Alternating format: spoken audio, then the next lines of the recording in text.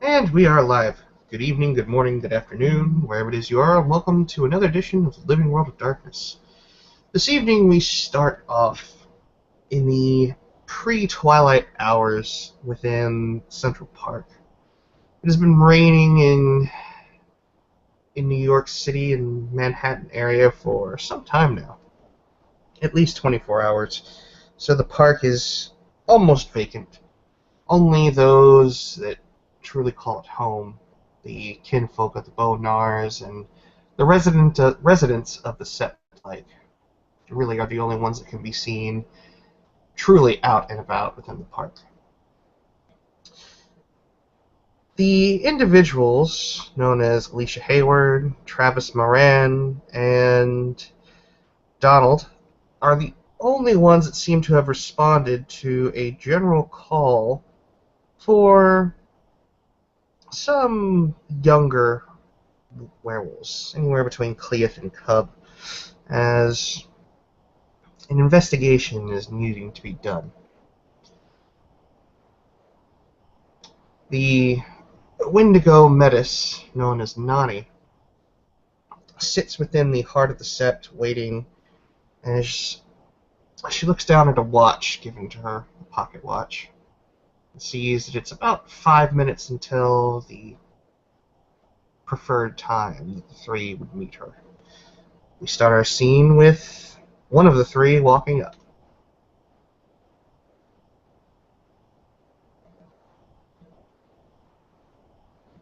We'll say Alicia.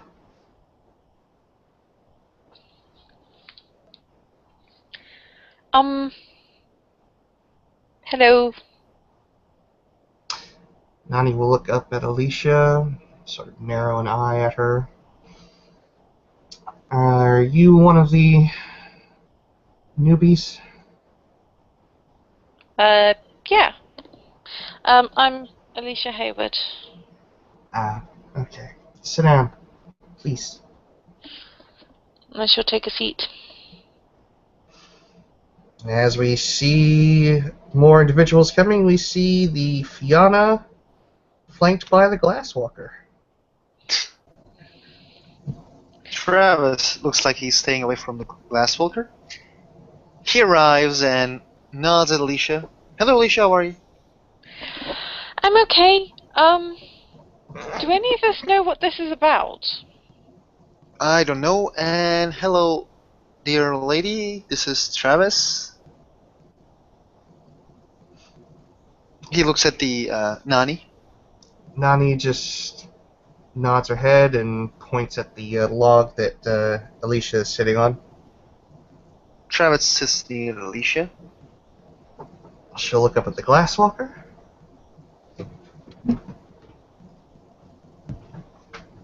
Donald smiles and bows his head. Good evening. I suppose you're all wondering why it is that I've called you here. Oh, yeah. I'm Yeah? curious.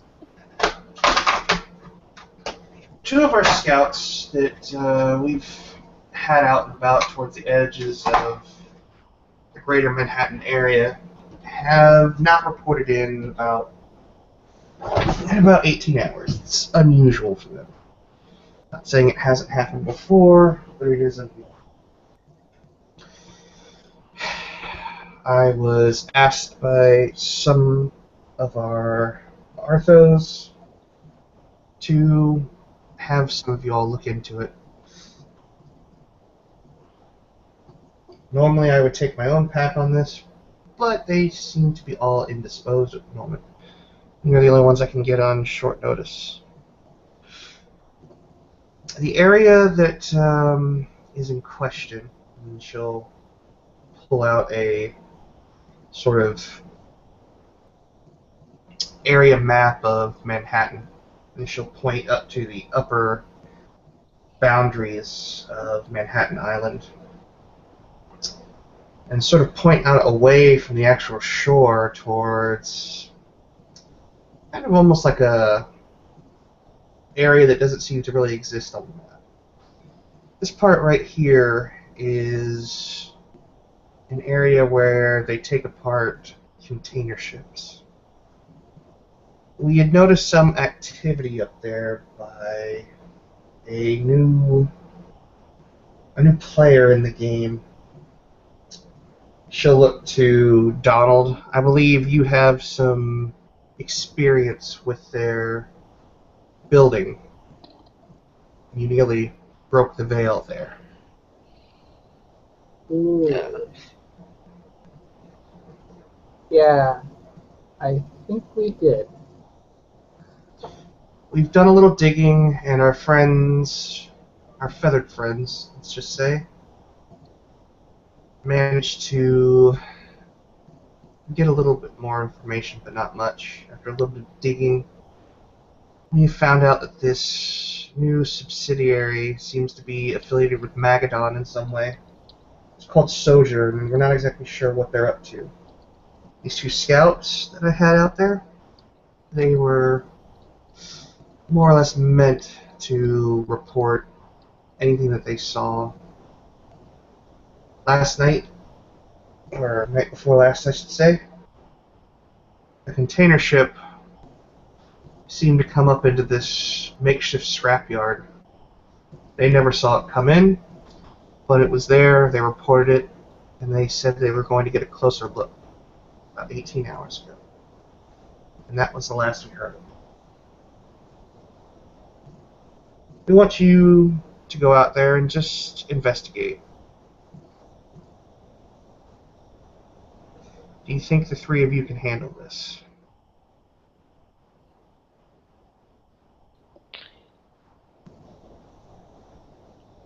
Alicia's just going to look to the other two, and she'll shrug. She doesn't really know the others well enough to be able to tell. Well, hopefully things will go better than the last time I associated with these corporations. Well, dealt with, I should say.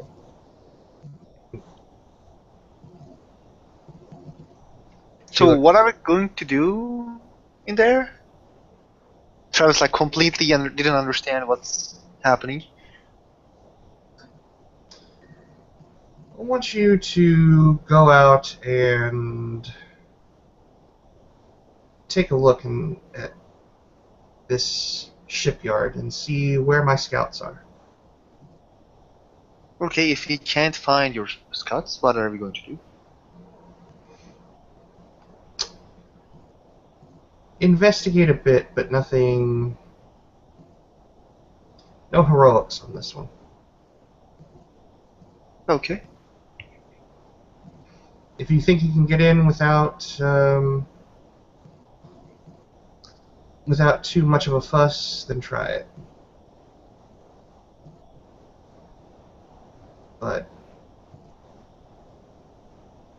don't push your luck. Thank you. I won't. Okay. Travis looks at Alicia, so you're going to be our leader? Okay. Thank you.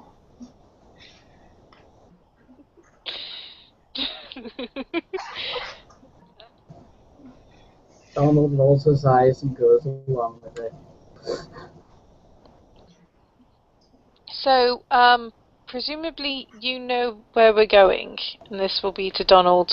Do you know, exactly which part of the shipyard we're supposed to be looking at? Did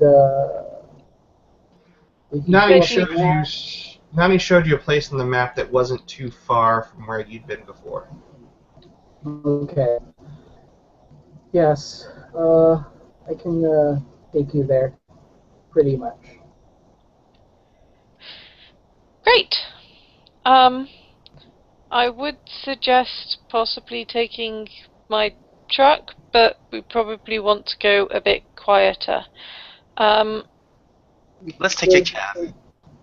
I was going to say we could take it part of the way and then walk the rest. Yeah, that seems like a plan. I should buy myself a car. And Alicia will, with a small nod to Nani, head in the direction of her van, which is an old, slightly beaten up but definitely well looked after pickup truck that runs on biodiesel. Shotgun. Of course, the children of Gaia would have something like that. Okay. So, what do you guys take any preparations before go? I bring my laptop and my Bowie knife. I don't take anything, just my cell phone and my money wallet. Some cigarette. Oh, and my general carry with items, which are uh,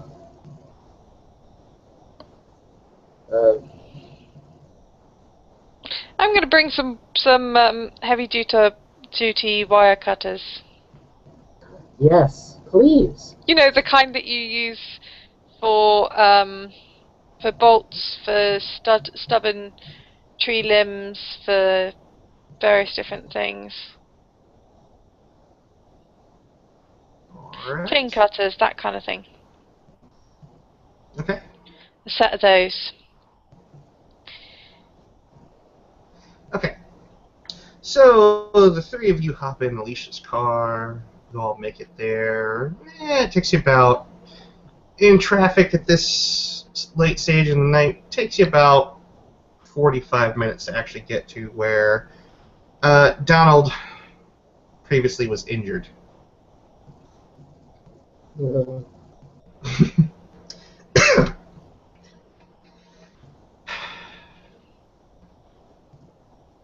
When you arrive, you can definitely recognize some of the places that, or you can definitely recognize sort of the small container yard that you had attempted to get into before. However, last time you didn't really have any reason to look beyond it. When you do look beyond, you can actually see on the far end of this sort of strip, there seems to be, it looks kind of like a shoreline, a muddy, semi-sandy sort of shoreline. And when you look, you can actually, yes, you can see what looks to be a ship. Actually, several ships. Most of them are gutted, but the one that that seems to have only arrived there recently is the large red one. It's always the red one.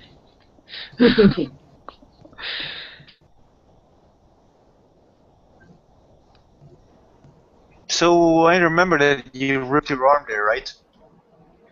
I was the one who just came with what was that guy's name? I don't remember, never mind.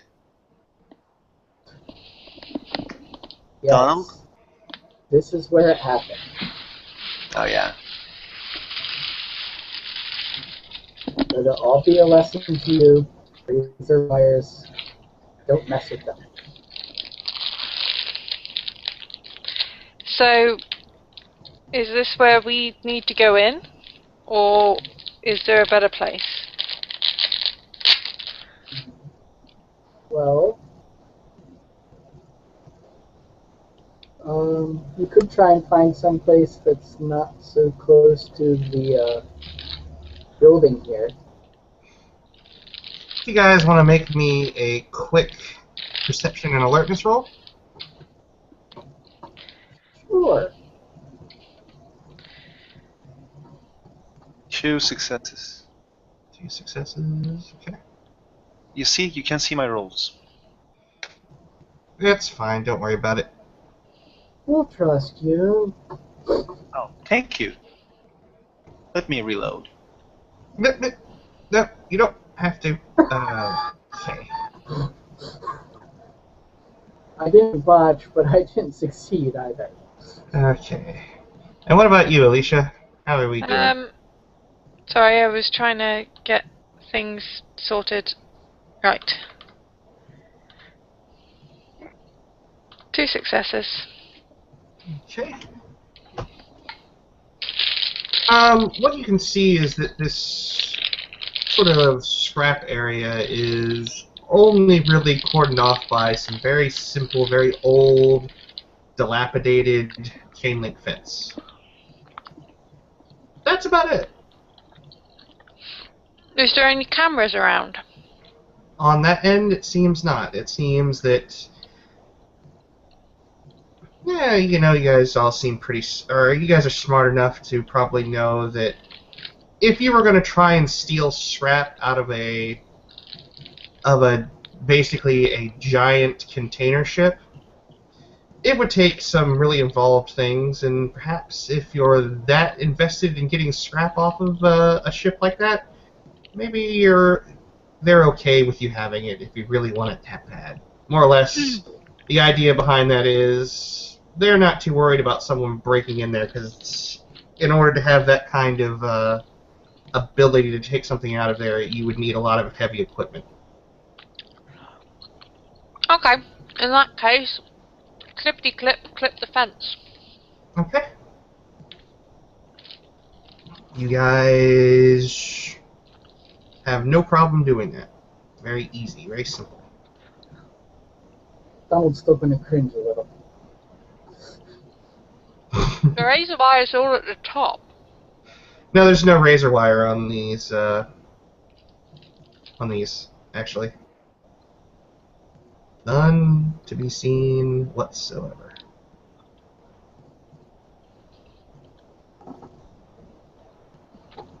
Anyway, clippity-clip. Okay. You guys make it in, and upon stepping... real quick question. What kind of shoes are each of you wearing? Still toe cap boots. Okay. Nike. Nike? The basketball shoes. Okay. What about you, Donald? Not really expensive dress shoes, but still nice looking. Alright, Donald and Travis, I need you to make me a quick dexterity athletics roll. Difficulty for Donald is going to be 8. For you, Travis, will be 6. 2. Okay, you're fine. Does my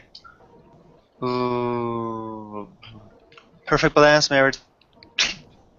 No, Yeah. doesn't apply here.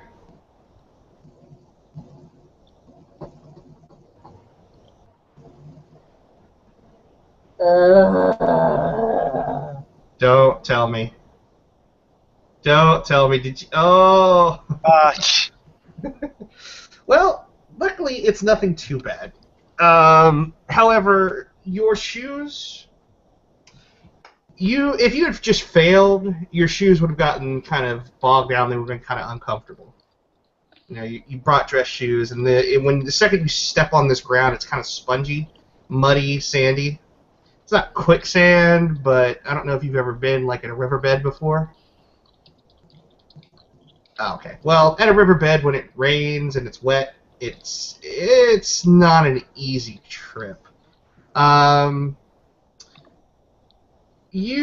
second you step onto this thing, you know, you get a couple steps in and it seems like, oh, it's just a little soggy, it's just a little soggy, and then you take one step in that one spot, and your entire leg just goes... You go down to about knee level.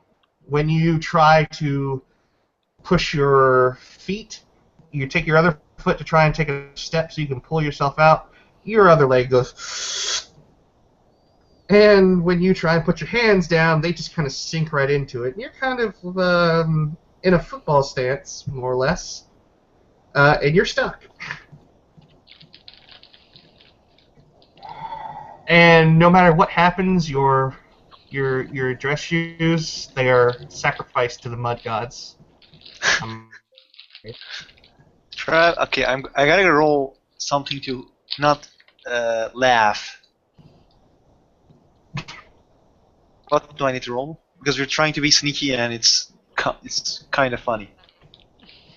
Willpower at the most. Standard diff. I mean, you really don't have to roll not to laugh. There's nobody around you. Okay. Travis holds himself. I'm gonna try and help Arnold out of this mud. Alright, make me a strength and athletics check.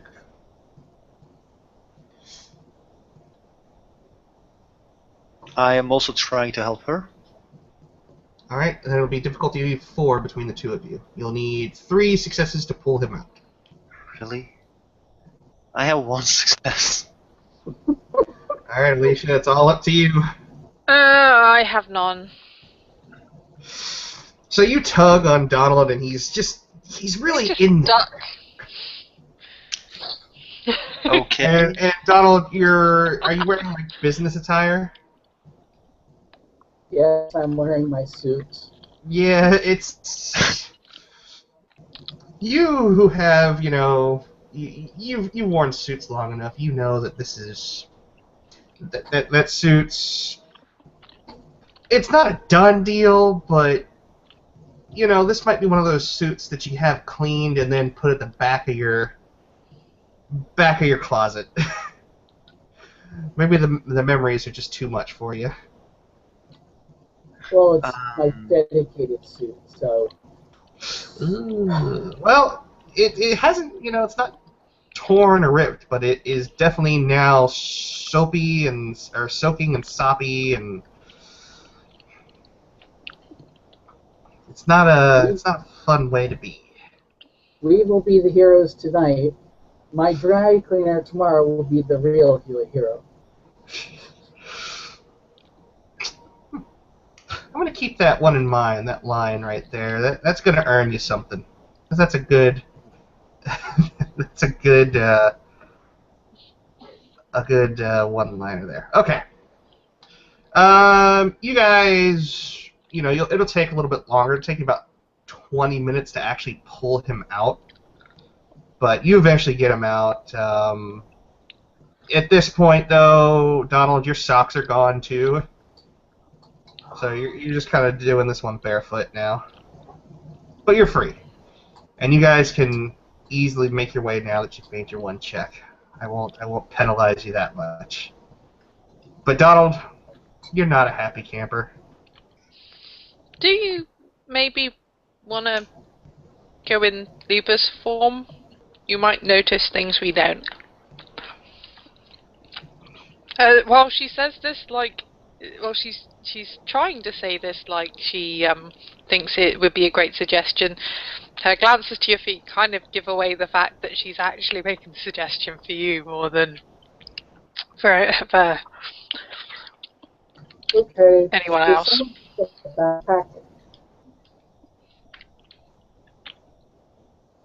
Pardon? I'm just asking, do I notice anyone with a backpack? I don't think I think Alicia has a pair of wire cutters. That's about it. I don't think anybody's carrying a backpack. Nope. Okay. Actually, Yeah. I would have put the wire cutters in the duffel bag because I wasn't sure whether they'd be seen. Okay. She was Fair enough. scouting. That'll work. I checked my indoor suit pocket and check and see if the wire or if the usual jeweler's things are still in there. Oh, your jeweler's tools? Yeah. Yeah, they're in there.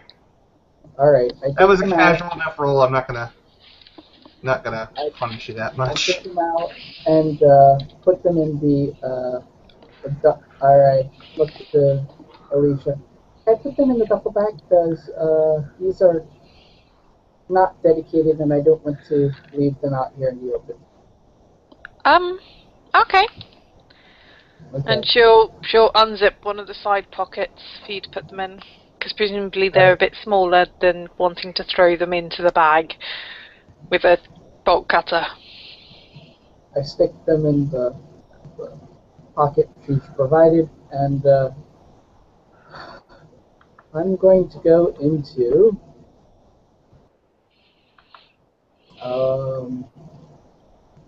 ISPO. Alright.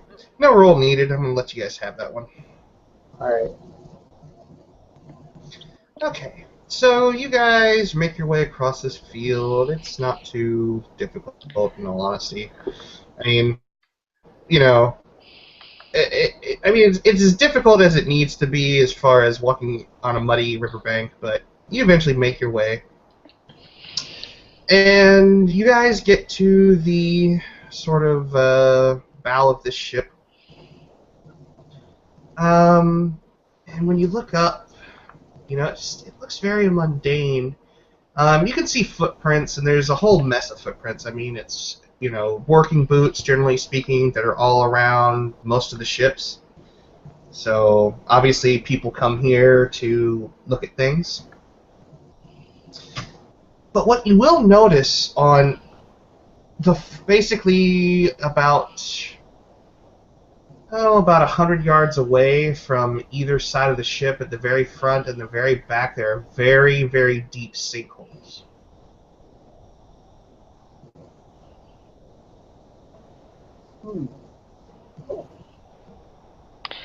Okay, being quite careful, I'm going to try and get a bit closer to one of these sinkholes. When you look down in this sinkhole, what you see is more or less, it's almost perfectly cylindrical. However, it seems to almost curve in at the bottom, and as it comes towards the bottom, about halfway down, it actually narrows.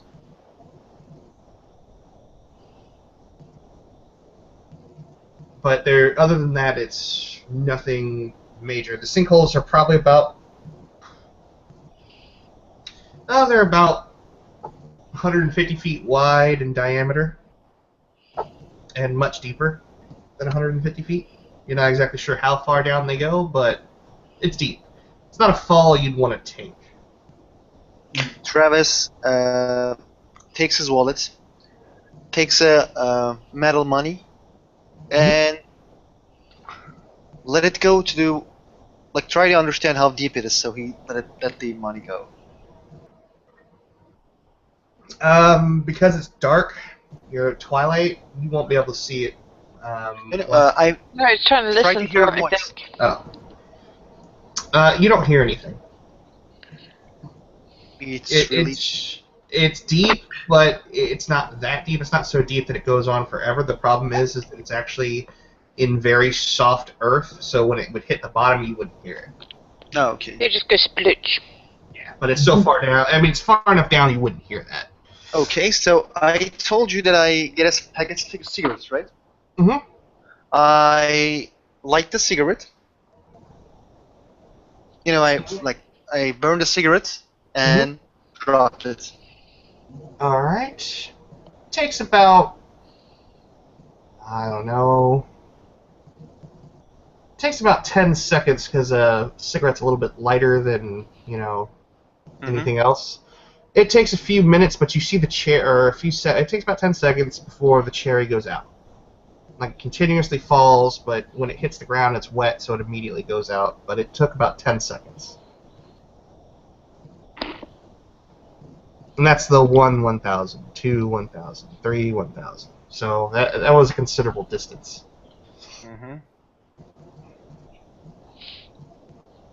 Hey, I think someone put some some sort of barrier around these.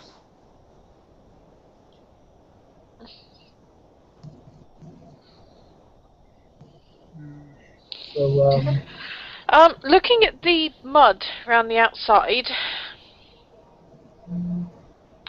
how do the footprints kind of relate to it? Does it look like people have been walking around it much, or does it look like people were walking over where the sinkhole used to be, if you see what I mean. Do the footprints tend to go over, or... You actually don't see really any footprints other than your own near the sinkholes. Okay. I open my smartphone out and open its light, its own light. You know, they have a flashlight and you can open it. So I try to look the sink that we throw the money and the cigarette. When you look down, it's deep. It's deep, very deep. Could you take a couple of pictures with that? Oh, okay. But be careful not to get too close. Then hold me. He kind of gives his hand to Alicia and tries to take a photo of the deep. You're writing checks for the storyteller at this point. You know that, right? Yeah. No problem. Alicia will have pulled him significantly further away from the edge than he probably thought he wanted to go. Well, don't worry. Not gonna make you roll on this one either. You're just gonna get it. Thank you, ST. Because I did say, be careful. Yep. Okay. So, you take a couple of pictures, and... You said they're in front and behind one particular ship? There's 4 sinkholes, and they are at the front and rear of the ship, one on each side. And they're far enough away that it's a little hike from the ship to each sinkhole. Between them, this ship is really long, so it would take, a good couple of minutes to go from one sinkhole to the other. I'm going to look around at the ship rather than at the sinkholes, because if the sinkholes are patterned around this particular ship, might be a reason. Okay. You look at the ship, and it's sort of rusted. It's older, not old, not like ancient, but it's older. Maybe decommissioned in the late 2000s. It's hard to say. But you will notice on its bow, you'll see written across it in very faded letters, you'll see the word Sojourn on it.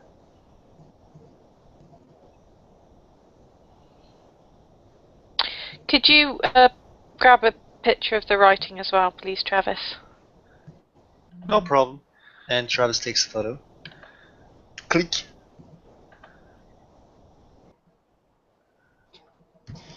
Right. And looking up at the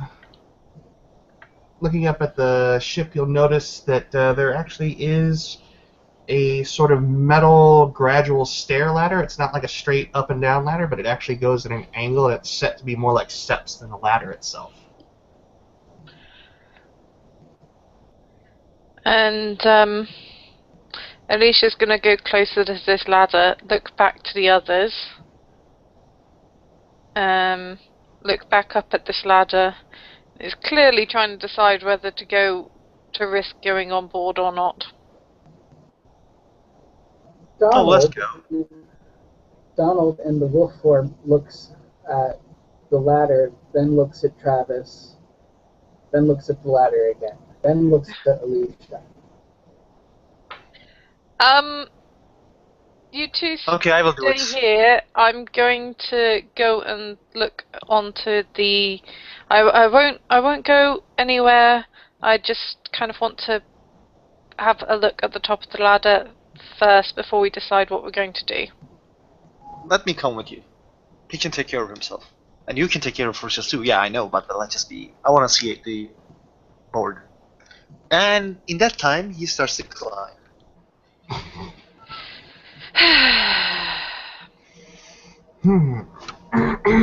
Just let me get my checkbook out here so I can start balancing here.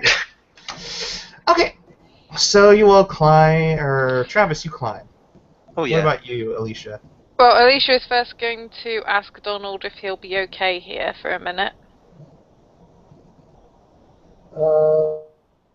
Donald shakes his head affirmatively.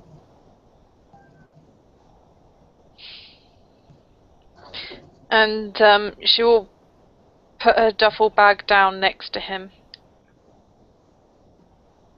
and head up the ladder. Alright. So you two head up. And you get to the top of this ladder. The ladder is actually very firm. On your way up, you can actually see that it's been sort of spot welded into place. So it looks like this ladder either was part of the ship before or was put in place to facilitate the decommissioning of the ship, if you had to guess. Mm-hmm. So you get to the top of it, and you can see that the ship, for the most part, is intact. However, at the front of the bow, you see where the cargo, sort of, one of the cargo areas has been opened. There's no lid on it anymore. Normally there would be like a shutter on top, but that has been removed. The ship itself is massive, by the way. This is one of those ships where you'd see, like, thousands of containers sitting upon normally.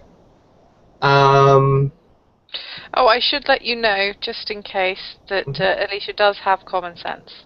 Okay. I would like to bring up, I have that too. Okay.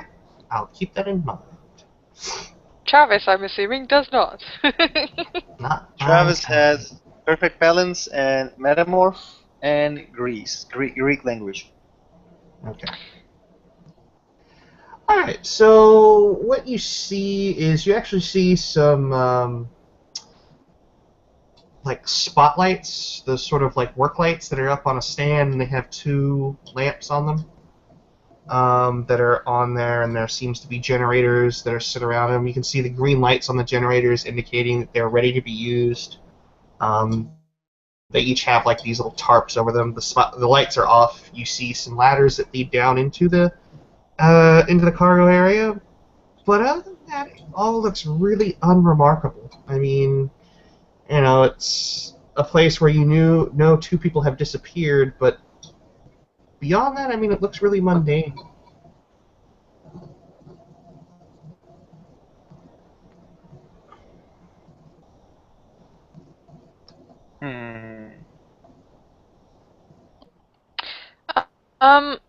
Can I try and peek across into the Umbra?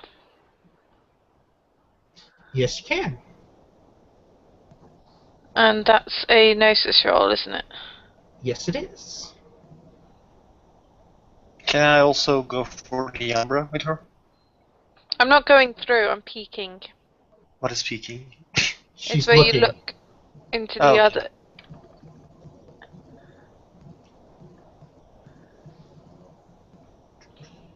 Okay, 2 successes. That's good. Yay, no one. All right. Alicia, I don't have a picture of this. I tried to find one desperately today, and I couldn't find it, so I'm just going to have to describe it to you. What you see is not a container ship, but it looks like this massive, and I mean truly massive, sort of structure. If you had to guess, you would say that the part of the container ship that corresponds to the real world is just a small part of a much larger whole. When you look in either direction from the bow towards the sinkholes, you don't see, or what you do see is what look to be giant mechanical spider legs or crab legs, depending on how you want to envision that. And their feet sort of end in these curved hooks, which are sunk deep down into the ground. You see that this entryway is unguarded, but there are lights that lead in, or that sort of illuminate everything.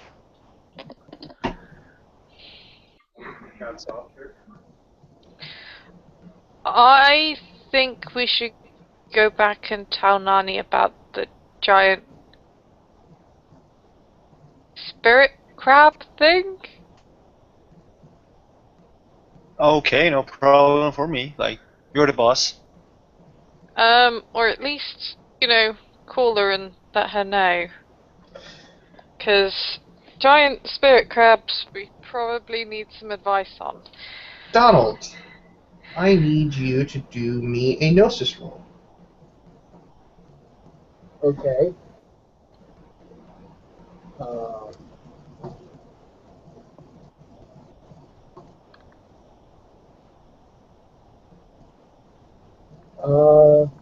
7 and a 6.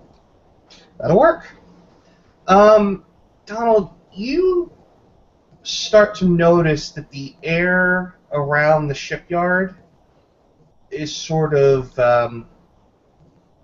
distorting, like waving, almost if you were looking at steam coming off of a road on a hot day.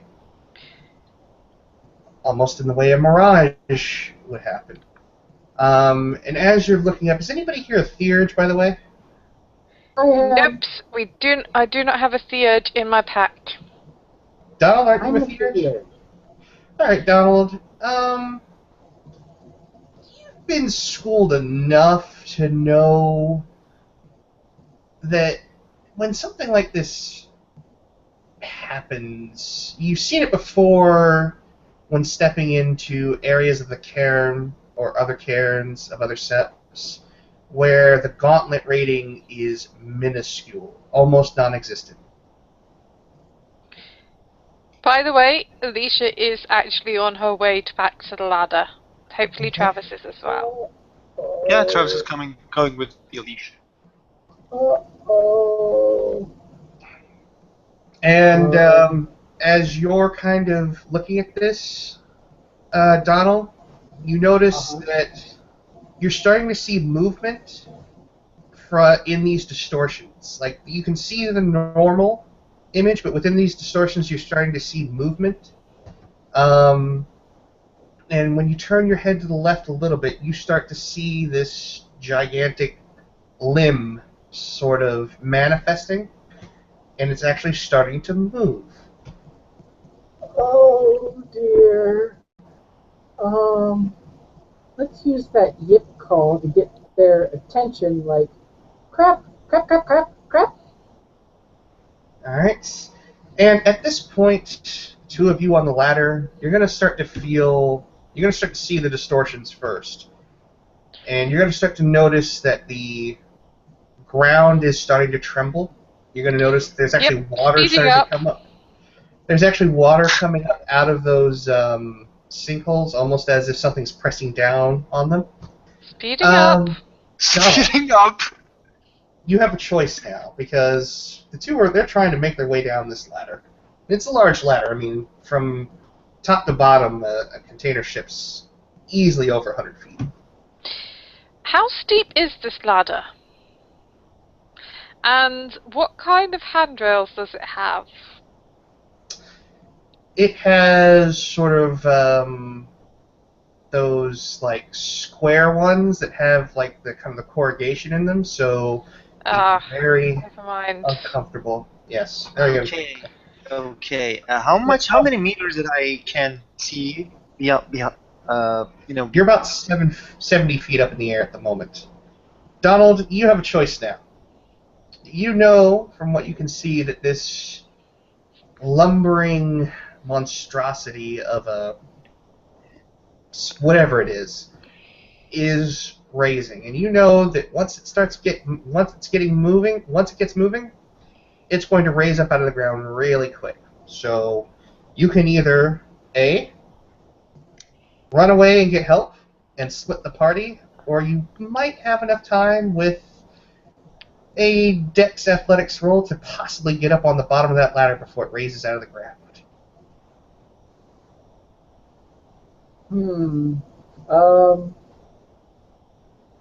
You're forgetting I'm in Hispo, aren't you? No, I'm well aware of it. Okay. Hence the roll, I'm guessing. Oh. Difficulty 4, and I would recommend, just based on your previous rolls, might want to put a little bit of that willpower in there. Just saying. Right. Let's be crazy and get on the ladder. Now, let me see here. And his bow, I believe my dex goes up to a 4. +4. Okay. I'm spending willpower point.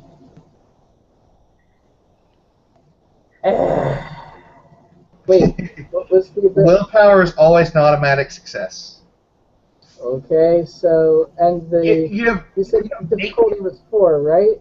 Yeah, you make it because you spent the willpower point, but it's one of those things where as the ladder comes out of the ground, you're kind of like, your front paws are kind of hooked onto the bottom ladder, but your feet are kind of like kicking, like you're trying to get up there. Alicia and Travis, you notice that as he's running, you're raising out of the ground, and that 70 feet becomes about 85, 90, 100, and beyond really quickly. I turn. Okay, I hold Alicia. Like Alicia is higher than me. Like is she as the 12 o'clock or the 6 o'clock? I would say she's probably in front of you because she was the one that said, "Let's get the hell out of here quick first." Okay, I turn into Krynos and then hold her, and then let myself go, like jump near the guy. So what is the roll that I need to make for all this? Oh man. Bearing in mind, we would have felt the mud letting go of the ship. So you did say it was going up quickly, but Yeah. Oh wait. I'm going to throw common sense in this one there for Alicia. If he tries and pulls you off of this, you're both going to die. Yes. Oh, sorry. It probably would depend on what time we jumped exactly, but even so. Okay, I'm just asking to Alicia, are we running away or are we fighting this thing? I think we're holding on for dear life and hoping it doesn't kill us. So tell me, where are we going? Well, first I'm going to pull Donald up. Okay, I will try to hold Donald in a Krynos form. Oh wait, no, not turning to Krynos. Yeah, fuck it, it's up. Yeah. Okay. You guys can get Donald up. It's easy. I mean, he is a hispo, but between the two of you, you can help him get his own natural footing. As you guys rise up off the ground, you can it almost looks for a moment like the container ship is levitating, which oddly enough isn't drawing a lot of attention. Dark there. There's spotlights on it or anything like that. But as it does this, the rain sort of stops, and you have the umbral sphere, the umbral sky above you. And you can now see this thing, all of you, in all of its glory. It's not an animal, it's not a creature. It is a mechanical sort of carrier with 4 gigantic legs, and it's actually moving sort of down the coastline of Manhattan. I should say up, actually. I'm going to head to a point about halfway up this ladder, where hopefully we can sit down relatively securely.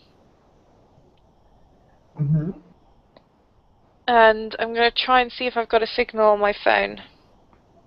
You're in the Umbra. You don't have a signal on your phone. I wasn't sure whether we got dragged through to the Umbra or it came through to ours, so I'm checking. You have no signal. Right. Okay. If you were a Korax and you had a U-phone, which they will contend that they made, not the Glasswalkers, you would normally have signal, but you don't here. So we are fighting this thing like we're in the Umbra. Well, this thing take us. When you look at it, you can tell it's not a creature; it's a ship.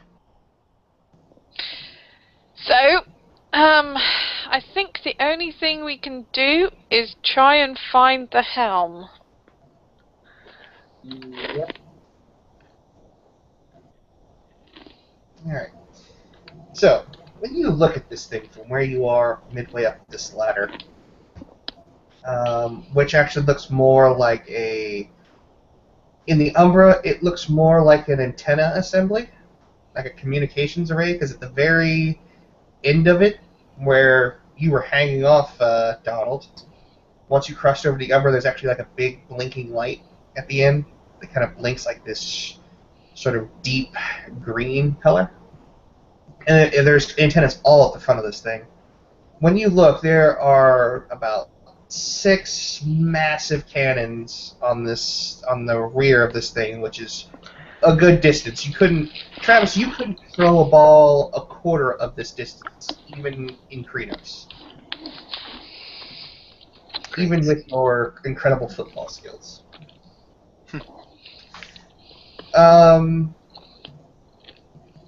You notice that there does seem to be a control tower, but it's far enough away you can see that this sort of outer skin really doesn't have... It's not like a ship, like a container ship. It's not like there's an upper deck. It looks kind of like a smooth, sort of rounded top almost. You can actually look down and still see the word Sojourn written on the side of this massive ship. You can see some markings off in the distance, but you can't really make out what they are on this thing. And you sort of see like these guide lights. Like I don't know how to really describe it, but it's almost like the certain areas of the surface are these long lines that are all one continuous light that sort of glow with that same green color that the antennas have. When you look at the base of where this antenna sticks out from, there's actually an access door that is open. Does seem like the only way to go. So we want to make an entrance, but why make one when we have one already? Pardon? I said it looks like the only entrance unless we make one, and why make one when we have one already? Yeah. So, Alicia is going to start heading back up this ladder. Yeah. Okay. Yeah. Alright, so you guys make your way inside, and when you come, like, this access area, it's not much. It's kind of an area similar to, like, an airlock. There's a little bit of room on the inside, and things of that nature. Nothing too spectacular, but there is a ladder leading down. Is that the only exit? Yes. It looks like this is a very simple access point for, like, a technician or somebody like that to go out and operate on this Okay. I'm going to shine my little keyring torch thing down the ladder hole. You see basically what's on the screen. Okay. When you look down, there's a ladder leading down, and inside there's sort of like a little work area. Okay, so I'm going to climb down. I was mostly looking for movement, to tell the truth. At the moment, you really can't see anything in the way of movement. I mean, you don't hear any other sounds other than like the sound of those giant legs and the motors driving them. Once you're inside, the way that people's eyes work, they notice movement a lot better than they notice shapes in the dark. So it's not really dark. I mean, it's dimly. So she's looking for movement. Yeah, like I said, it's not dark. It's sort of low light, but it's not dark. Donald, your Glasswalker eyes look at this place as like a mecca. Like, I have arrived. This is everything you could have ever hoped for as a Glasswalker. Is there more than one door out of this particular room?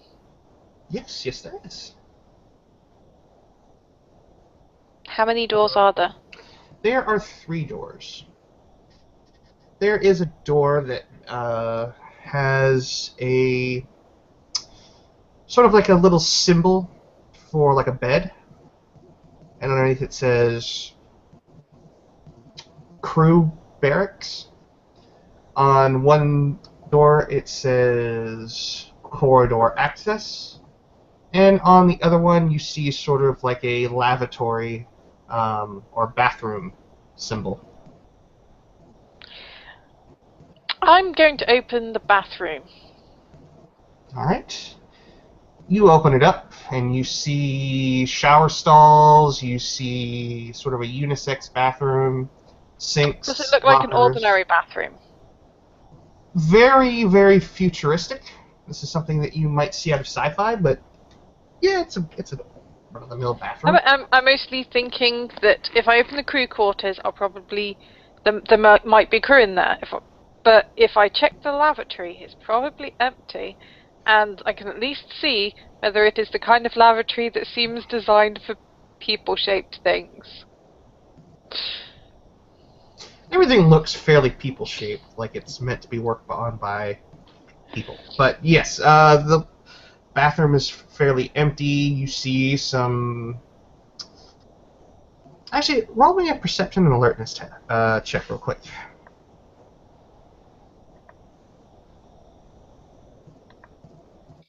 Everyone or just Alicia?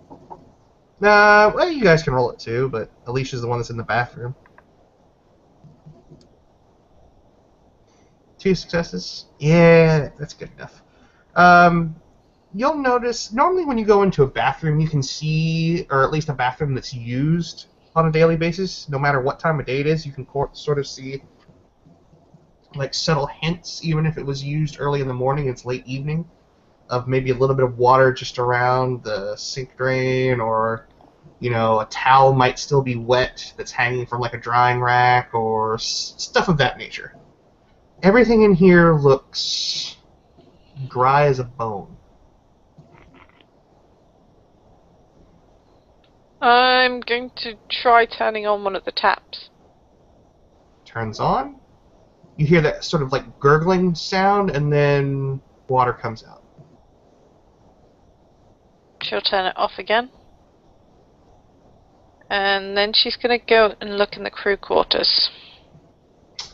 Alright. You look in the crew quarters, and it's actually very clean, very ordered. Doesn't really look like this is the kind of place, like, you don't see anything like pictures of families or anything of a nature that might tell you that people live here like on a full-time basis. You don't really see anything like that. It's very basic. Any rumpled sheets or anything like that? No, everything is extremely ordered. Okay, time to check the corridor. Alright, so you open up the corridor, and when you do, you can actually hear the sound, the ambient noise of, like, being inside, like a... How can I describe this? Have you ever been in, like, a large building with long hallways when nobody's there, and it's silent? That ambient hum that you can hear? That's the sort of thing you hear at the moment. It's just this constant droning humming.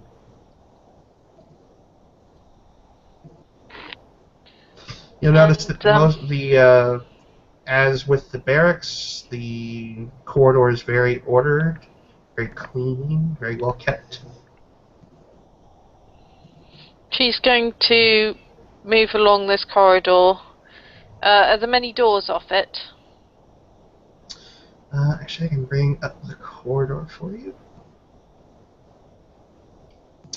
No, not many. I mean, it's a long corridor. Like, it takes you about 15 minutes to walk the length of it before you even see like a junction leading off into a different area. What you will notice is these large canisters. They kind of line this entire walkway on one side. Can I have a look at them? Yeah. Actually, I would say, Donald, you're very interested in these things. Can I make a science or a technology check or something? Intelligence technology. It's fine. Intelligence technology. Can I do that too? Sure. Donald, I'm going to give you a -1 difficulty on this. Yay! What's the difficulty? For you, standard, so 6. 1 success. 3. 3 successes. Ooh, okay. I don't have a success. No successes? Yep. Okay. Travis, as far as you know, these things could be giant speakers for a massive iPod system. Alicia, you know that there are some touchscreens on here, but the touchscreens have an interface that you're not necessarily familiar with. And given, you don't know what this whole thing is about, this structure, this ship, probably not too inclined to, Poke them. yeah, start pressing buttons. Grant, you, on the other hand, or I should say Donald, you start pressing buttons almost immediately. And when you do, you see this huge readout. I mean, it's literally everything you could want out of an OS. You can press a button and you have access to, like, you can literally see the corridors laid out in this really beautiful 3D model. But what you will notice is that while there's all these little things off to the side of these utilities, you do notice that up in the top corner there is a status bar.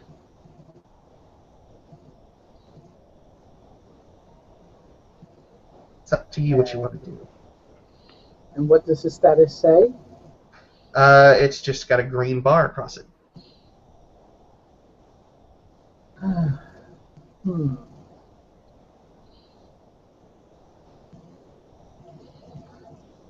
Let's see if we can get any more information out of the status bar. All right. You hit the status bar, and what you see is a readout, and it looks kind of like a medical diagnostic. Best way I can describe it. And you literally see a heart rate monitor that seems to be going. You see brainwave activities. You see a bunch of medical terms that you're probably not familiar with.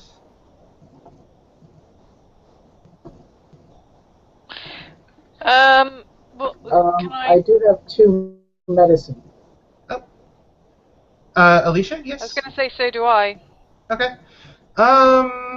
This is still really above your head. I mean, it's talking about endocrine levels and... Yep. I also have Jack of all trades. If that helps any. Means I do tend to pick up random stuff. Alright then. Because you have Jack of all trades, I'll let you roll this. Intelligence medicine. Grant, or Donald, like I should say. I have also medicine. Oh, no. No, nothing for you. Grant, I'll let you roll it. Unfortunately, Travis, you didn't get a success on your computer roll or your technology roll before, so... But again, I have a Greek as a language. All the medicine things came from Latin. Maybe I can help. If they find something. You know what, Grant? You're almost convinced that this is now or a diagnostic to people that really enjoy dubstep.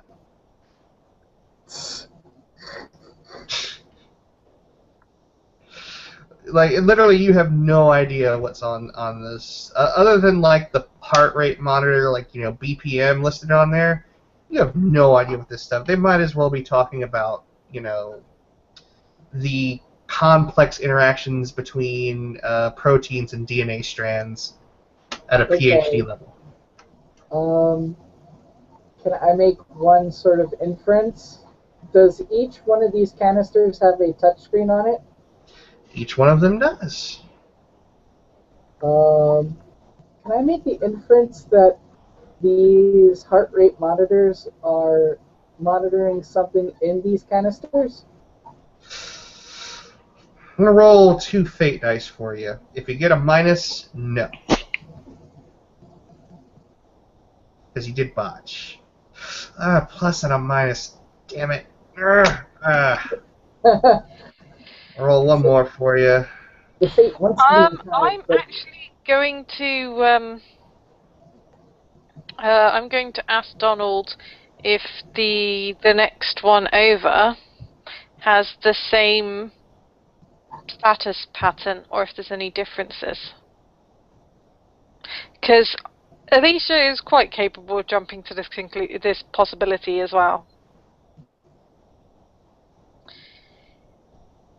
I might not know much about medicine, but I do know that if you compare the two and they're different, they might be referring to the individual thing instead of one thing somewhere in the ship. Alright. So, Donald, poke at the next one. okay. I poke at the next one. You see, the same sort of basic utilities, but you also see the status bar. Now this one is orange. Uh-oh. Clicking on the status. Alright, I'll click on the status. You get a new readout. Because you botched your previous roll, again, this is all medical mumbo-jumbo that doesn't make a whole lot of sense. I just failed my previous one. Can I try You again? can make yes, you can make another roll.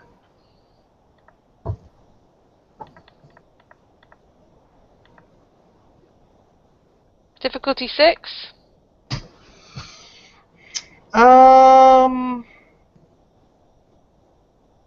Jack of all trades, I'll give you difficulty 6.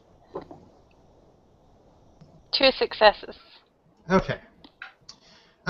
When you see that, you're kind of looking at it. You see, like, subject number and things of that nature. But what you notice is there's a small bit of writing at the bottom that sort of indicates that shard therapy unsuccessful. What therapy? Shard, S-H-A-R-D. Shard therapy. You What see is some shard? various things that talk about exposure rates and assimilation rates and things of that nature, and they all seem to have indicators that did not go well for this subject. And you see a sort of estimated time of expiration. Seems to indicate it's in a timer, and it's indicating that there's maybe about 4 or 5 hours left for this particular tube. Whatever this is inside is going to expire in the next 4 hours. Let's open this one. Because if the other one's stable, we don't want to break it, but this one only seems to have a few hours left. Open it? I don't know. Is there a way to open it? I could try. I think there's a person inside, and they don't seem to be very healthy. Okay. I'll try and open it. Alright, what do I roll? Alright.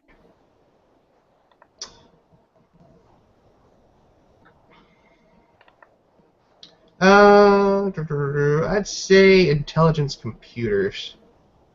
Okay. So if you have computer aptitude, you know the drill.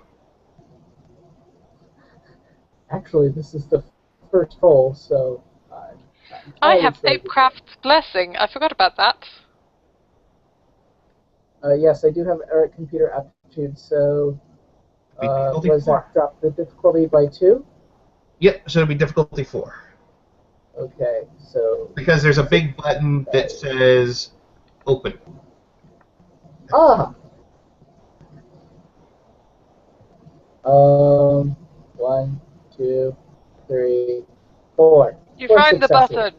Alright, so you find the button, and when you press the button, there's a whole bunch of checklists and prompts that it's asking for.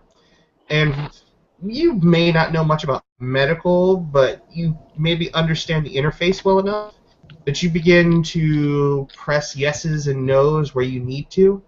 And all of the release sort of indicators start to go from like a red to an orange to a yellow, and then finally a green. You hear on the outside of the second tube that you looked at, you hear this chirp, and you start to hear a hiss. And the tube itself begins to, like, from the top is where the hinge is, it begins to open outwards. And when it does, this sort of amber color liquid just spills around your feet. Grant, you're in your bare feet, so you're going to feel that this liquid is actually fairly warm, like body temperature warm. Okay. And a little gooey. It's not an unpleasant smell, but it's not a pleasant smell either. When it opens up, an individual sort of slumps over and falls. And I'm this going to try and individual... catch him. Okay. Actually, a she. Okay, well, I'm going to try and catch her. She Because I falls was out. kind of expecting this. Alright. Alicia, you'll notice right away that she is naked from head to toe. As she Okay. slips forward. She is what? Naked from head to toe.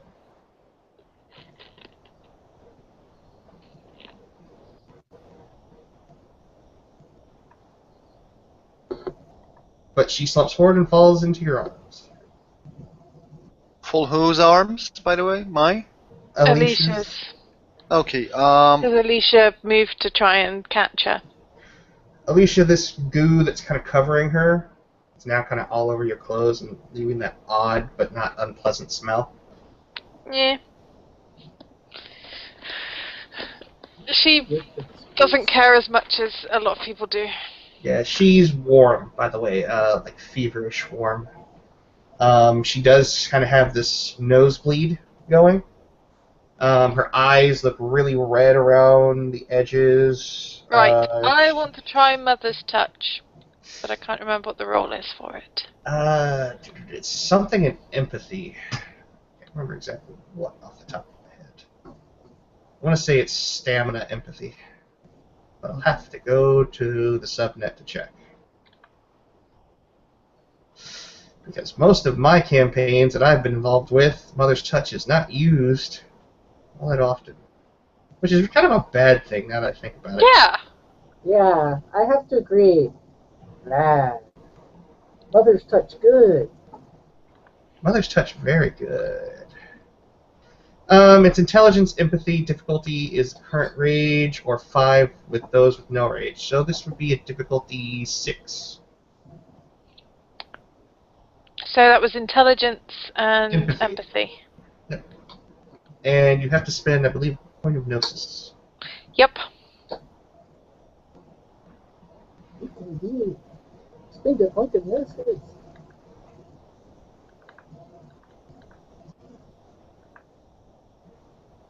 Only the one success. You'll notice that when you do this, she actually convulses, like she starts going into a fit as you attempt this on her, and she actually begins to groan and sort of try and pull away. She's unable to really do it, she's too weak, but she attempts to pull away from you when you try and use Mother's Touch on her. And you can actually almost feel as though, like, the gnosis that you're putting into this to sort of transfer this healing energy from Gaia, from your body into hers, is literally being rejected, and somewhat violently.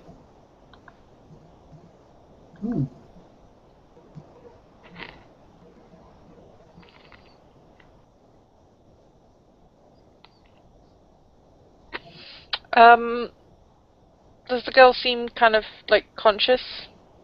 She sort of looks like somebody who is literally been pulled out of the ICU. She's conscious, but she either seems heavily sedated or just really, really weak. You're not really sure which.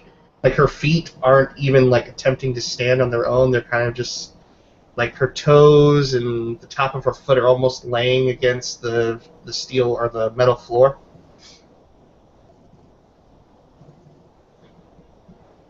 But again, like I said, her body, like she feels very, very warm in your arms.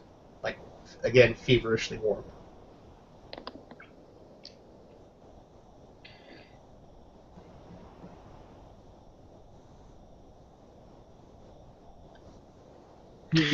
So, that sucks. Can we, do something for her?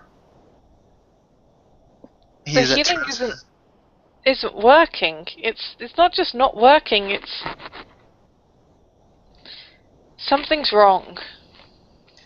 Travis, is she like? Is there like? Oh, see, I'm asking. Does Lady understand that? Is she a werewolf or not? Pardon? Is Is there she a a werewolf way? or not? I've got scent of true form, so. Like the.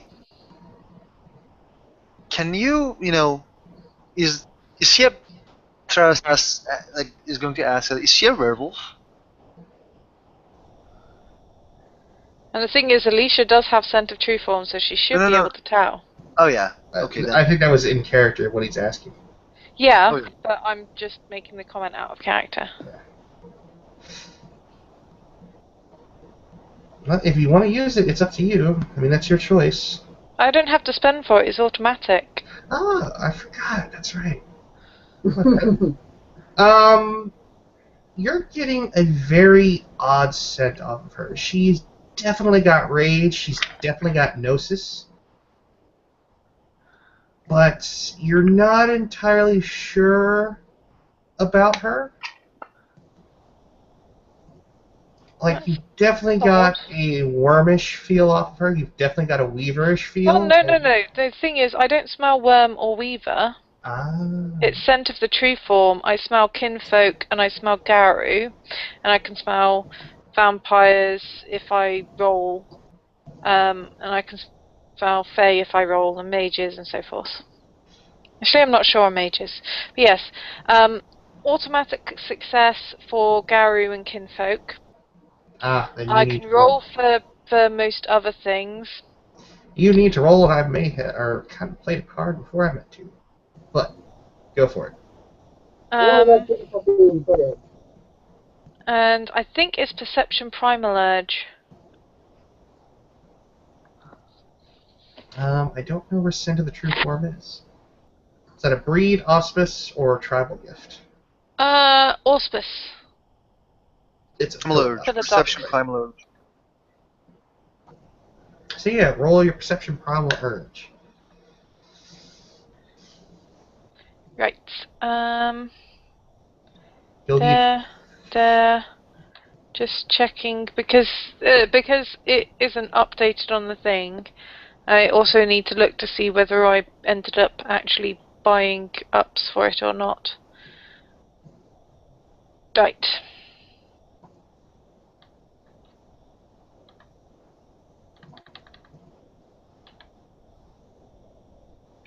And the difficulty varies depending on what it is I'm trying to detect. Difficulty 7. One success, which I think is enough. Not in this case. Well, you said difficulty 7. It is difficulty 7, but you need a certain number of successes according to that particular gift. Okay. As I said, you can definitely smell rage and gnosis, but beyond that, there's not much you can tell there. If you do look her over, though, you can notice that there are some markings on her, on the back of her neck and her lower back, and you can actually see a plethora of surgical, like old surgeries, all up and down her spine. Okay, can I make a medicine roll again? Since I'm not dealing with the electronic device, can I make a medicine roll again? Sure. Okay. Oh yeah, I would like to do that too. Okay. Y'all make me your medicine rolls, and I'll tell you what you got. Intelligence, I assume? Intelligence, medicine, yes. One success, my dear ST. You notice that she's kind of messed up. You notice that she's probably been experimented on. To what extent, you don't know. Alicia and Donald, you both have the same number of successes. You can see that it looks like at one point there were devices sort of directly in her spine. If you look her over more and more extensively, you can see these sort of scars on her legs, on her forearms. You kind of notice that at the base of her skull, there is actually still sort of like a metal plug, or like a sort of like a metal interface at the base of her skull. If you actually lift the hair up, you can see that the hair is shaved underneath the length, all the way up to about where the skull starts to kind of round out away from the neck. You notice that the marking on her lower back seems to be more of an identifying mark of where she might have come from, because you can see NYC written on it. You can also notice that there is what looks to be some sort of numerical code. You're not exactly sure what underneath NYC. The marking on her back simply has a 005 number and then a slash 27A.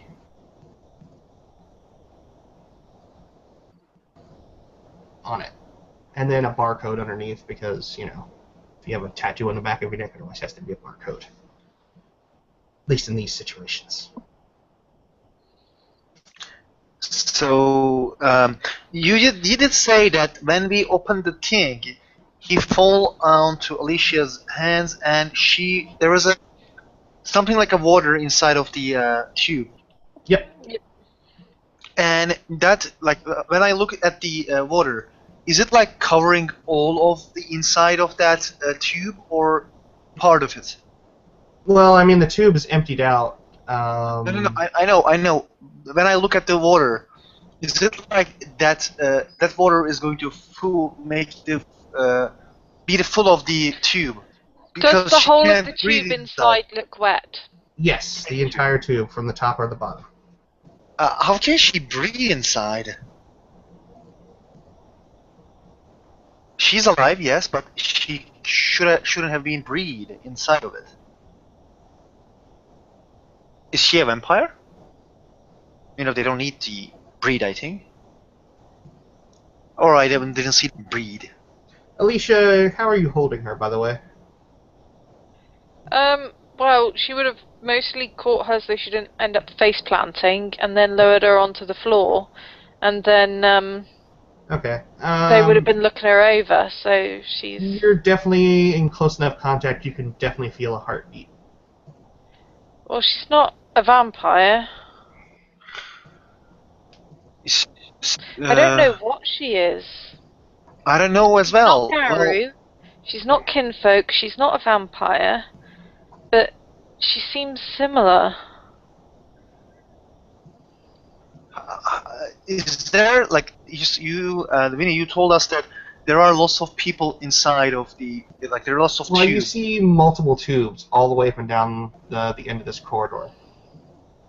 Okay. We should open one of the other ones. We should save all of them.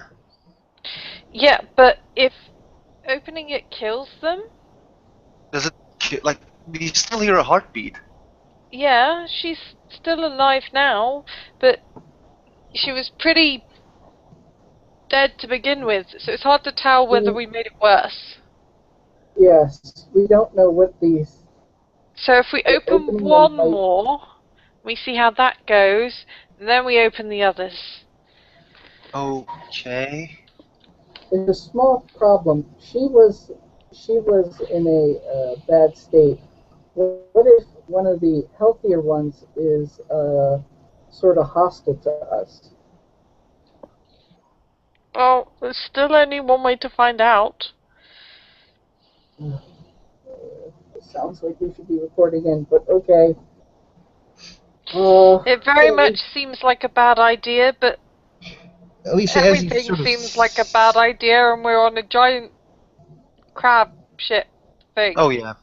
Alicia, So- as you say that, sort of, so that those words leave your lips, she actually kind of grasps a hold of your shirt and tries to begin to pull herself up as she's like, sort of gurgling, and you can actually see this amber liquid now coming out of her mouth and her nostrils. Okay, I'm going to try and help her up into a all fours type position, so it will help kind of get it out. She starts to cough and hack, and this stuff just starts coming out in spades out of her nose and mouth, as is almost she's trying to just expel it. Yep, I'm gonna try and help as much as I can. Yeah, as am I. I'm gonna pat her kind of gently on the back. When you finally get to that point, when she finally is able to take a few breaths in, or at least breaths that you can hear,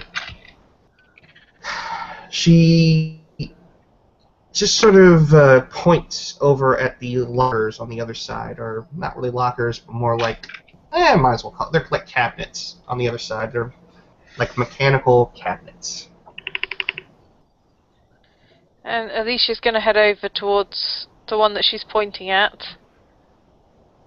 And it has a number that corresponds to her tattoo. And she's going to open the cabinet. When you do, there is sort of clothing inside. It is like a set of orange pants, sort of nondescript white boxer briefs, and like a tank top pullover, and a white sweatshirt, like She's hoodie. gonna bring everything over and help her get the clothing on. Takes her a moment. She's been utterly silent up to this point. Once she's finally dressed, she sort of holds on to Alicia for support.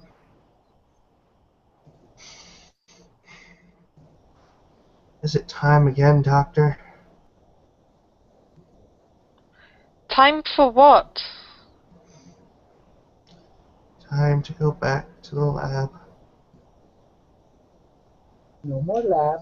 No, we're not going to hurt you. Don't worry. Just tell me, who put you here? When she looks up at you, Travis, her eyes are very milky, very clouded. Can I roll intelligence or cold for her? No. Okay. Not what you roll I don't- for. Okay. She just sort of, again, she sort of clings to Alicia. Dr. Waldman's not here now, is he? No. He told me he'd give me another chance.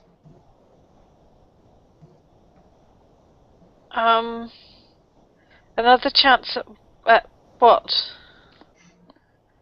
Another chance to go in with the general population.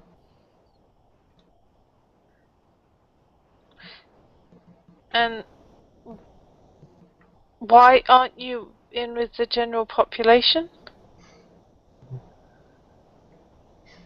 Therapy isn't working for me. What is the therapy for?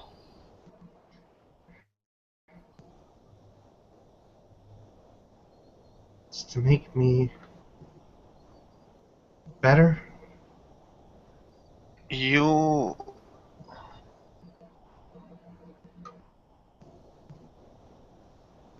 told me that they could cure me. Told me they could make me better. Cure you of what?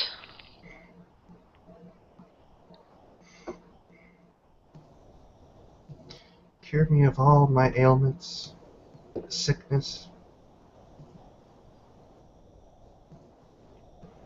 What is your sickness? You don't look like sick.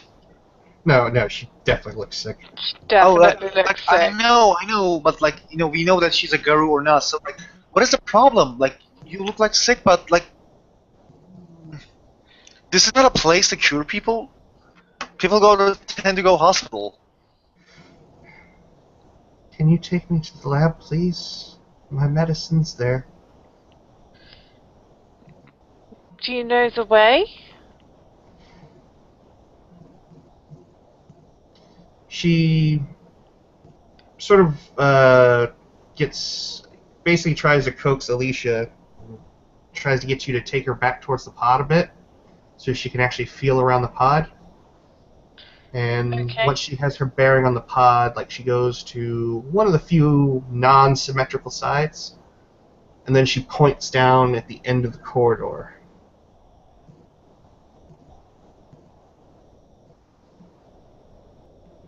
Okay.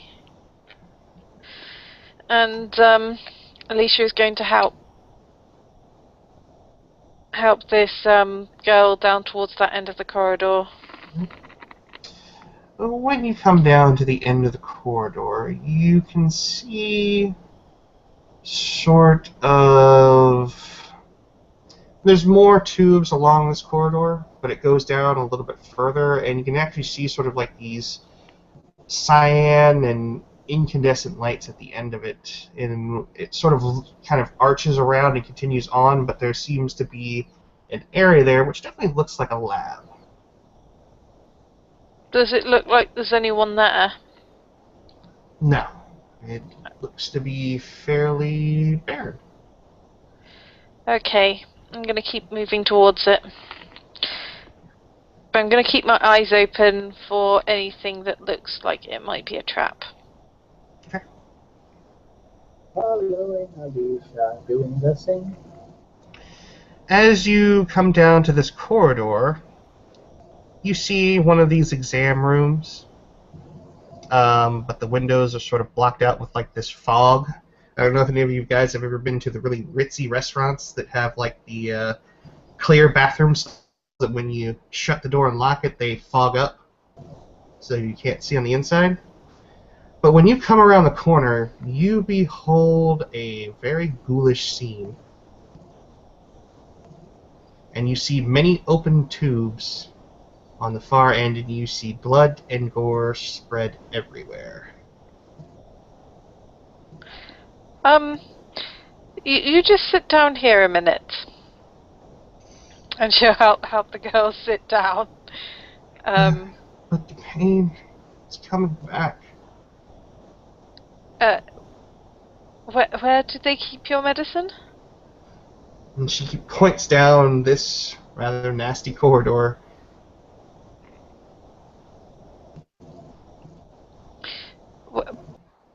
What is the box like? Where do I find it?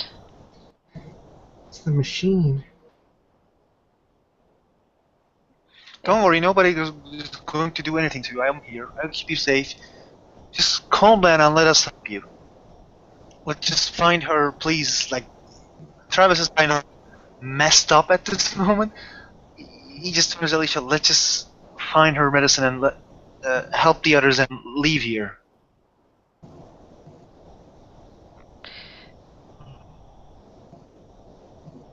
And Alicia is going to kind of creep cautiously down this corridor.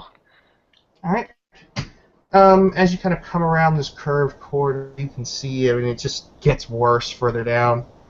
You can actually see some of the tubes have been kind of like crushed in from the outside. And you can see, like, you know, sort of the mix of the liquid that was inside her tube and gore and bits of flesh sort of hanging out of it. But it's all very sort of stagnant, as in, like, it hasn't moved in a while. But you can definitely see sort of this main lab at the end of the corridor. Yeah, Alicia is creeping along this corridor very cautiously. All right. Yeah, the Travis is also like near her and trying to look everywhere. I don't want to see any. We don't want to fall down to any traps. All right. Oh, yeah. Grant, what are you doing? Well, if they're going to leave the girl there, and they didn't exactly told me to follow them, I'm going to stay there and guard the girl. Good plan. All right. So, Alicia, as you come to the end of the corridor, there is a, sort of a thick door at the end. It has the fogged windows, or the iced windows, whatever you want to call it. But there's a very simple control mechanism on the door. Can I tell how to unfog the windows without opening the door? Not from this side, no. Can I listen against the windows to see if I can hear if anything's inside? Aside from the sort of monotone ambient noise, it is dead silent.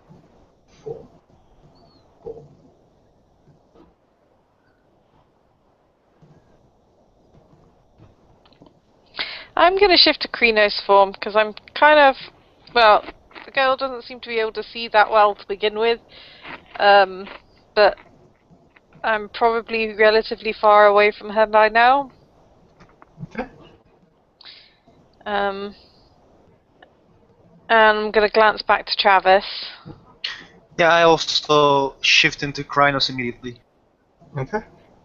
And I'm going to very carefully, because in Kronos form, claws, very carefully using the paddy bits of the finger. I also activate my feral claws, I'm sorry. I'm going to use the paddy bits of the finger to open this door. Alright. The door releases a hiss, and then opens. Without any troubles. It doesn't, stutter or anything like that. Nothing that cliche. But when it opens up, you're hit with kind of the smell. And on the other side, you see many, many medical beds that look just a bit like this. Can I tell what happened to them? I'm pretty sure if you were a forensic scientist, you definitely I mean, they look could. exploded, but but I'm just saying whether it looks like they got smashed, or whether it looks like it came from the inside, or whether it looked like, not like exactly what happened to them, but just a rough idea. It's really too hard to tell. All you can tell was there was massive trauma, but you really can't tell the source. Most of these individuals are sort of chained down, or rather like their cuffs that are part of the bed are restraining them. And you notice that most of them are missing their skin. Does it look like the skin was taken off, or like it... You could say taken off. That's a bit of a... Is it skinned? They're skinned? In a manner of speaking, yeah. It looks more like the flesh has been torn off rather than meticulously taken off. Okay, I look to the girl. Do you know who did this? Now, you guys are around the corner. She's back with them. Oh, okay, sorry. Yeah. Okay, sorry. Oh, sorry, I forget, I'm really sorry. Alicia, you'll see on the far end of the room that there is actually like a man in a lab coat slumped over. Most of his back is torn out. All you see is ribs, no spine. Okay. I'm going to try and look for whatever this machine is supposed to be.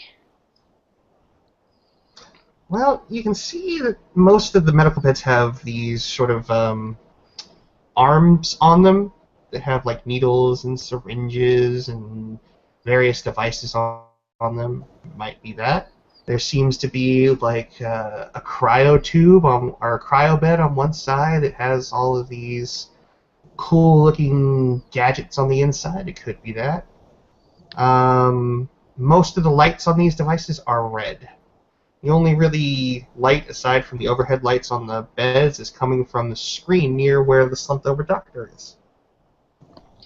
Okay, I'm going to try and have a look at that screen while trying to stand as far away from the doctor as possible while doing so. What you notice is sort of an interface very similar to, I'd say, Google Hangouts or Skype. You see a red light that indicates recording. And you It's see a recording. stop button. You see a stop button, a play button, a fast forward button. I'm going to try and play it. Oh yeah. The red light goes off, and it starts at the beginning. And you notice that the date says August 24th, 2012, in the upper right-hand corner. And you see this room back when it was well lit, pristine, clean. And you see various, people walking around. You see various doctors looking at people who are sort of sitting there and talking pleasantly. As you go through this, and you get closer to the gate, I'm going to see a lot of stuff. Some things you see like surgeries. You see people getting injections. You see people being worked on by the various mechanical arms. Do I see the girl that we have? It takes you about 15 minutes to get there. Meanwhile, Donald, are you still there? Yeah. Okay. You're about to get nommed on Nom nom nom. by the zombie lady. No spoilers. Donald, as you're kind of sitting there beside her, and you're in Hamid form at this point, I'm pretty sure, because you used a computer earlier. She starts to double over, and she sounds like she's having a hard time breathing.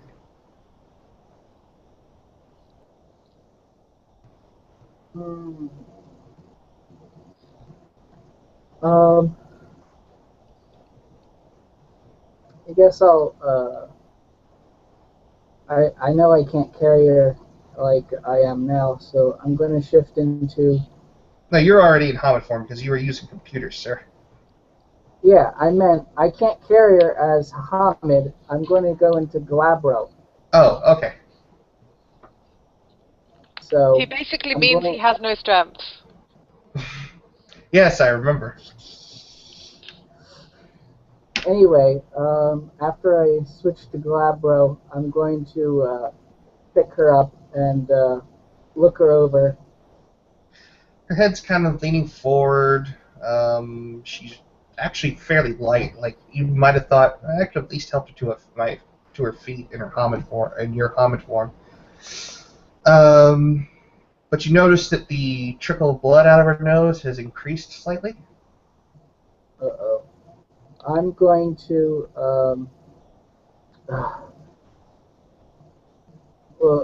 make my way to where Alicia and Travis were and looking for them.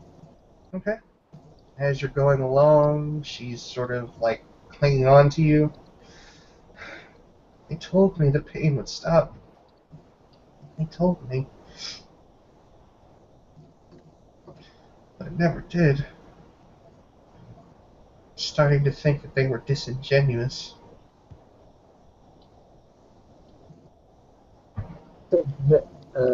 How young does this girl look, by the way? How young does she look? Young adult. Okay. Yeah, don't you hate it when people lie to you? She begins to gurgle again, and you're about halfway to where Alicia and them are. You're barefooting through all this gore and everything in that previous thing, by the way. So you're stepping in blood and flesh and whatnot. Feel some teeth every now and then underneath your feet.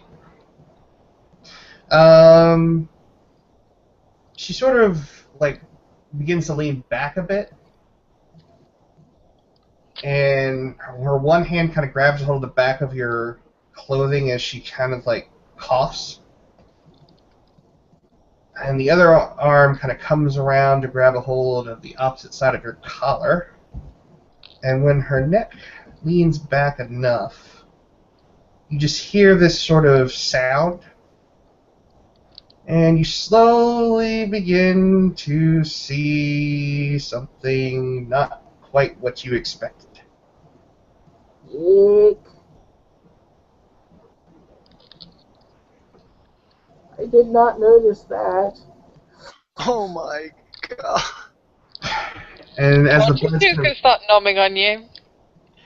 as the blood's kind of coming out of her nose, she just kind of whispers, "So painful." And Donald, we need to make ourselves a strength and brawl check, sir. Oh dear. Trying to be cute, that's the problem.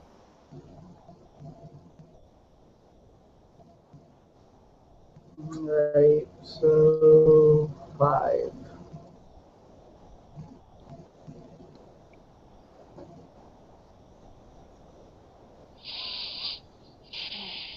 Oh, yay! The dice don't hate me at this exact moment. Hey, she only has 2 successes. You have a lot more. So she attempts to kind of strong arm you and pull herself towards you, and that mouth is like opening wide, that tongue is reaching out for you. And she kind of lets out this raspy.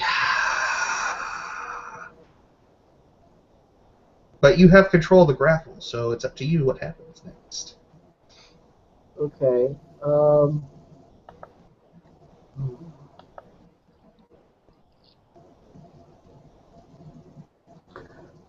Okay, can I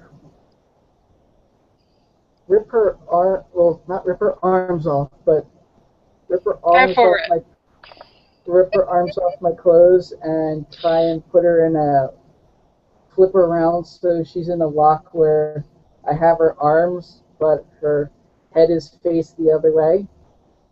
Yeah, you can do that. You have control of the clench, so yeah, go ahead. You can do that. Okay, and what do I roll for that, or did I already?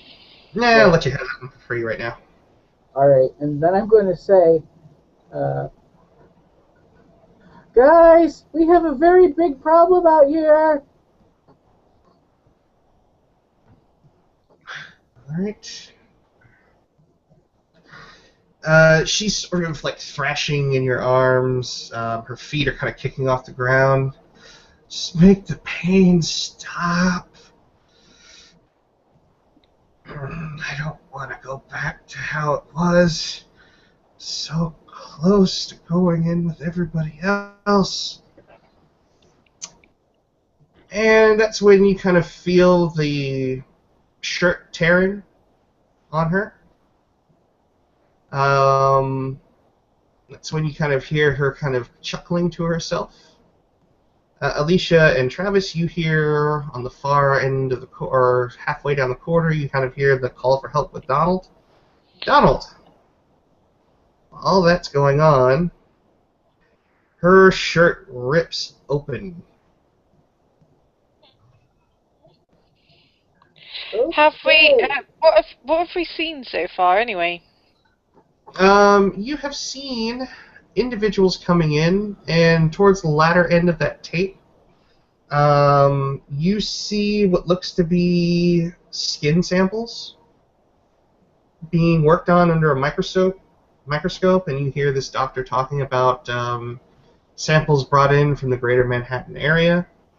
You then see her when she first came in, and she looked sickly and pale and gaunt, and they began to do things to her, all sorts of very horrific things. Travis, like when Alicia heard the me and Alicia heard the Donald's help scream, the Alicia sees that Travis is on hippo form, running towards the our friend. Alicia has presses pause and is right after him. Alicia, one of the last things you see is literally what Donald is dealing with now. And you see sort of like these red fibers come out of her at one point as she kind of like very spontaneously went into this odd form. And you see these red fibers shoot out of her and grabs about 4 different doctors at once. They all sort of lash out in different ways. And within seconds, she has drawn all of them to her. And within a matter of about 4 minutes or so, there is nothing left. That's about the same time that you hear the scream. And then you hear Travis going down the hall. When I go on the hall, I shoot back the Krynos, matter of in the microseconds, and attack this individual from the back. Well, you can't attack her from the back because that's where Donald is. Donald, before we get into any sort of combat-y stuff, I'm going to have to make a roll here real quick. I was going to say, ice shift into Krynos while I'm waiting. You're good. She's still too weak to really do anything, so you're fine. Okay, well,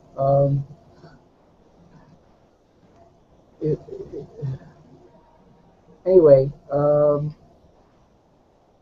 do I see Travis? You see Travis hauling ass around in Krynos form around the corner. Alright. No, Travis shifted to the Hispo form to run faster. Yes. Okay, well, you said he shifted back into Krynos. I'm going to charge you 2 rage points on that one, by the way, buddy. Why? Because you shifted, and you Insta-shift. said it was instantaneous. He's got. I have metamorph. I can't. It can't happen. I don't spend any rage or the other things for. I have 7 points merit. That's why I just shift around all the time.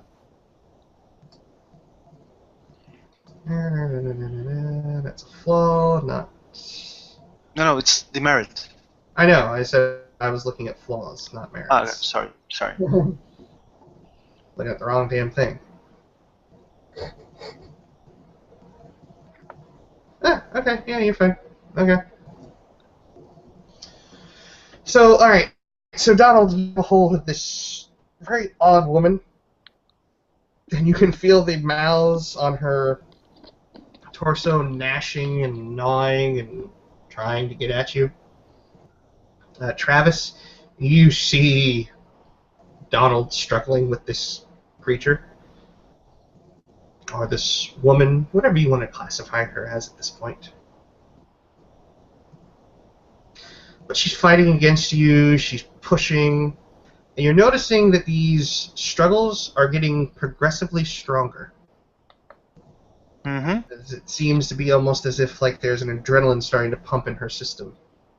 We have to put her down. Oh yeah, I hate to say it, but I don't think she's human.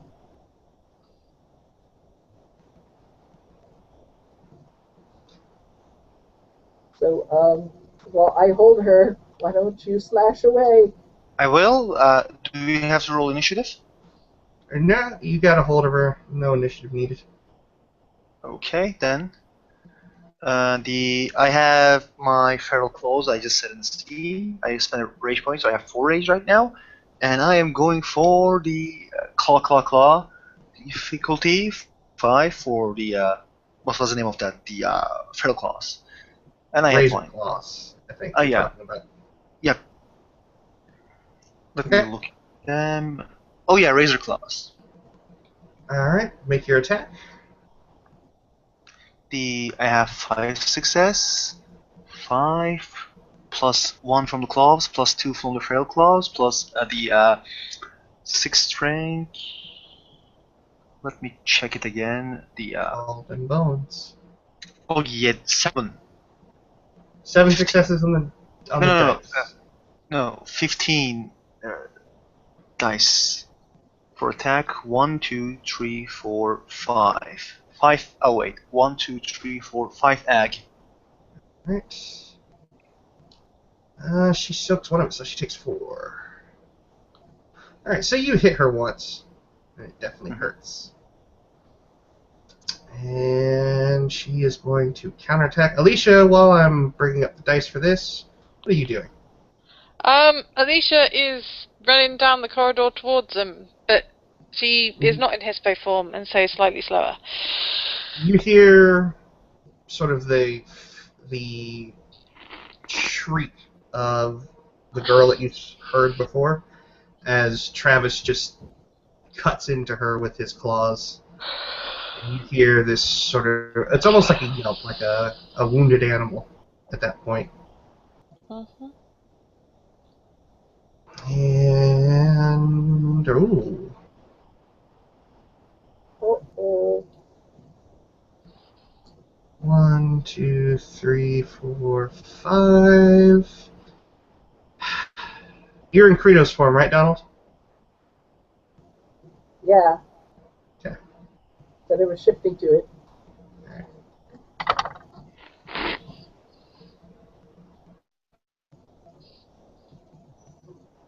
Damage. 2, 3. Go ones. Alright, so 6 as her fangs just sink into your arms that are holding.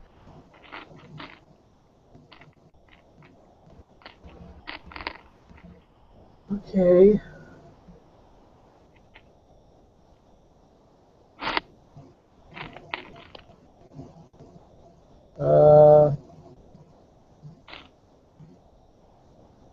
I see some ones there.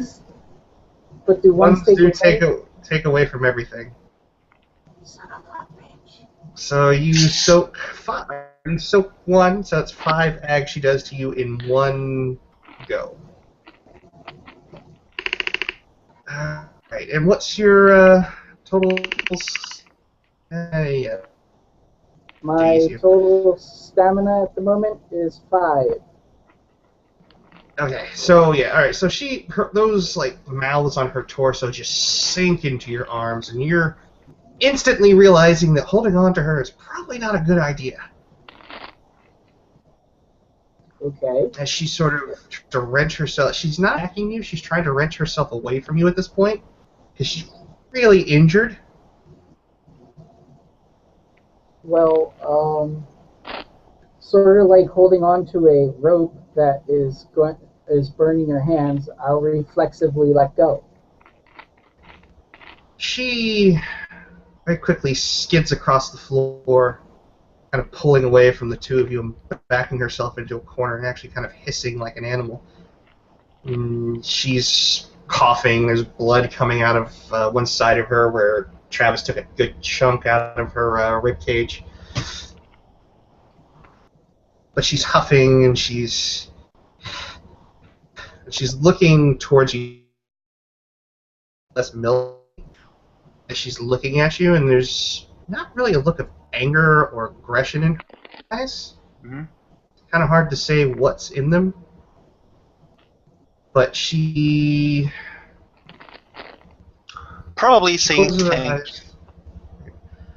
She kind of closes her eyes for a minute, and the mouths sort of close on her chest, and skin kind of sort of meshes together. And Alicia, this is about the time that you actually come around. You actually see her bite Travis and then quickly retreat from him. And she's kind of back into the kind of that circle lab from the from where you started seeing the gore, and she's actually kind of backed herself underneath that table, looking much like a cat, sort of backed into a corner.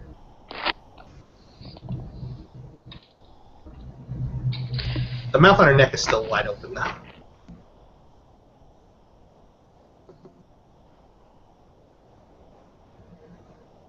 Does she actually bite Travis, or is she just trying to? She bit the shit out of Donald. Yeah, she bit the shit out of Donald. I thought you said I saw her dart forward and bite. No, she bit Donald, and as soon as he kind of let her go, she backed the hell away from him. Or them both.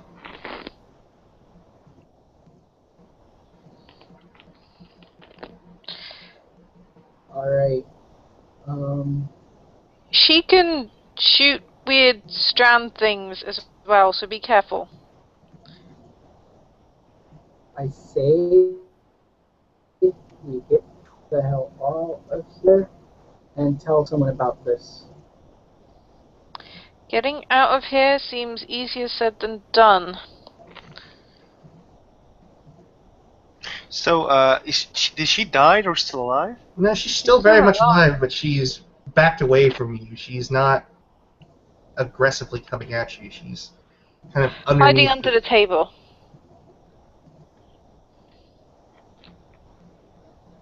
Does she say anything? She looks at Alicia, but you can kind of see her eyes as they're actually kind of glowing with this sort of incandescent greenish yellow. Did you see the doctor? Yes. He said he would make it stop. I don't think he can. I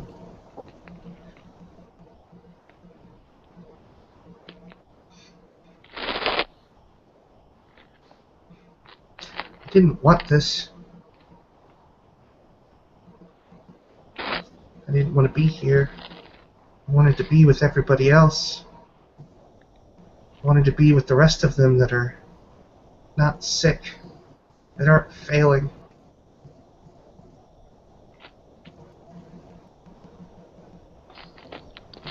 You can't help being sick, but you are. She lowers her head. I know. I know. How did you get sick? How did this happen to you? I was born sick. Mom said it was a blood disease. Dr. Waldman said he could make it better. So you did that kind of stuff before you came here? I don't remember much about what it was like before I came here, but I remember Mom saying I was sick.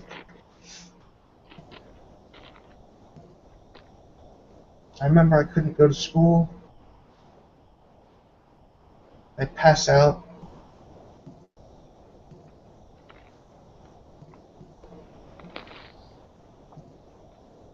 But did you attack people before you came here?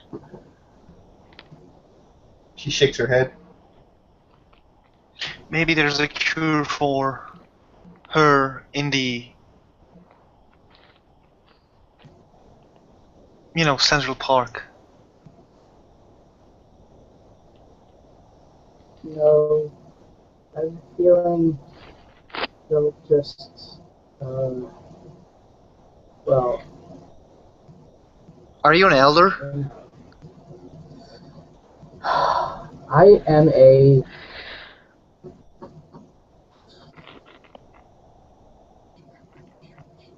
What's the rank?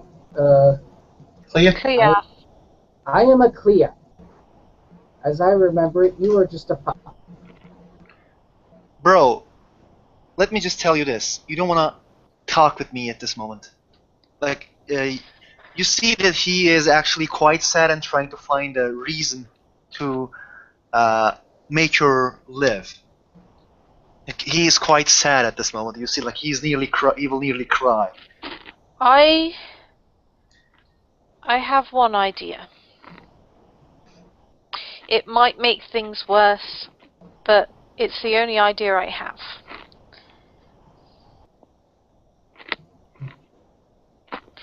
We could try a rite of cleansing.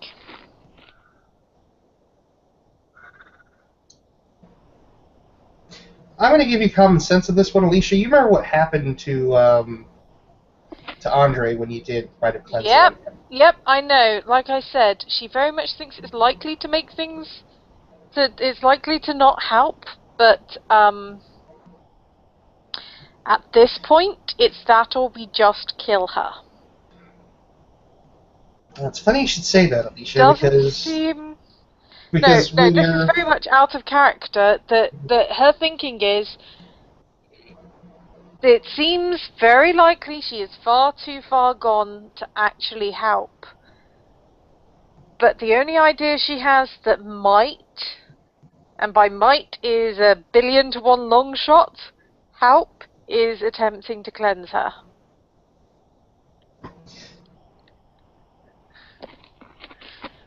Alicia, she's going to look at you when you say this. Can take the sickness away? I She's don't sounding think more so. labored at this point, by the way. Pardon? She's sounding more labored at this point.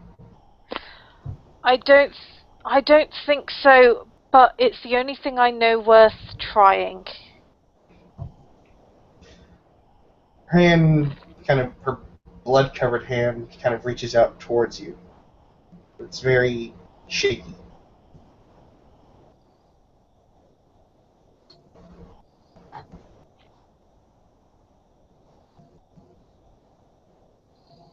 Right, Alicia is going to very cautiously move slightly closer. Are you still in Krenos, by the way? Yes. Okay. Very cautiously move slightly closer, and she'll reach out one hand at arm's length to take this girl's hand. She'll grab a hold of your hand. Her hand's much smaller than yours at this point.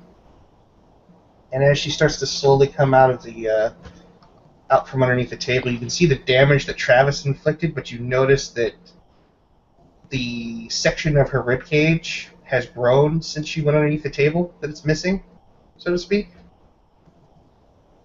So And she's already healing. No, think on the other spectrum. She's actually almost looks like you can actually see the skin around it starting to like eat away at itself. Okay. And in fact, it almost makes a sound similar, like if you've ever taken like a mask, like a cleansing mask, or taken like hair gel or glue and put it on your hand and then let it dry and then peel it away.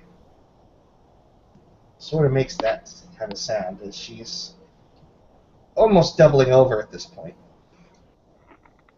Right, definitely too far gone. Not that she's going to say this. What she's going to do is, in Krenos form,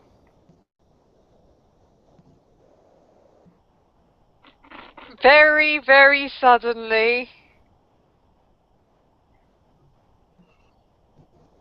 try and claw her neck to pull her head off. Jesus. Yes. Because the way she sees it right now, it's the kindest thing to do. So it's going to be swipe of Alicia, you're her going free to get hand something for that, by the way. right across the neck for the head. Alright. You got to do at least, I think it's like 5 damage to that specific spot, and it's a called shot. So, difficulty 8. Difficulty 8, and it's Dex Brawl, isn't it? Yep. Right. And currently being in Krenos will help. Mm-hmm.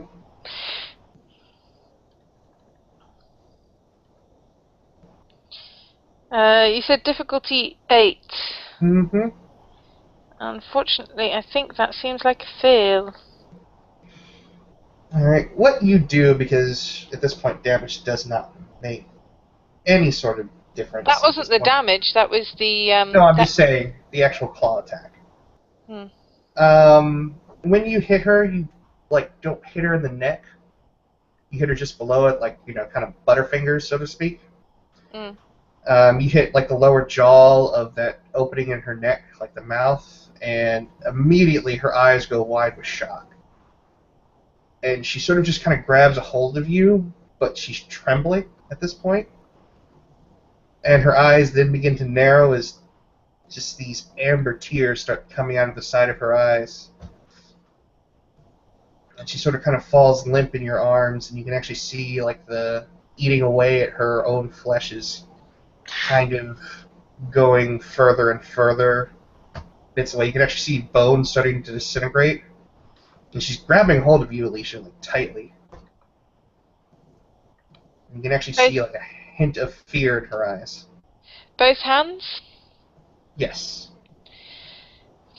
Travis screams, and because of the reaction, he turns into hermit form. You know, like he turns back and he screams like no. Like no!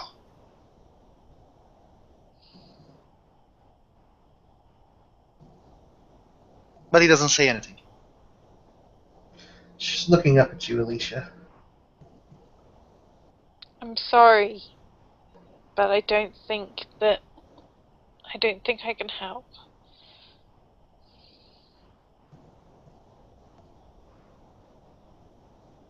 Her eyes kind of close hard, and she just kind of hangs on to you, and all the while trembling, she sort of kind of cradles into you.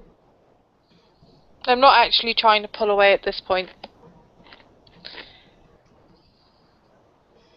She I'm being very careful to avoid the bits that have teeth, but other than that, I'm not actually trying to pull away. Her hand, sort of her bloodied hand, is actually reaching up for your face at this point as she opens her eyes one more time.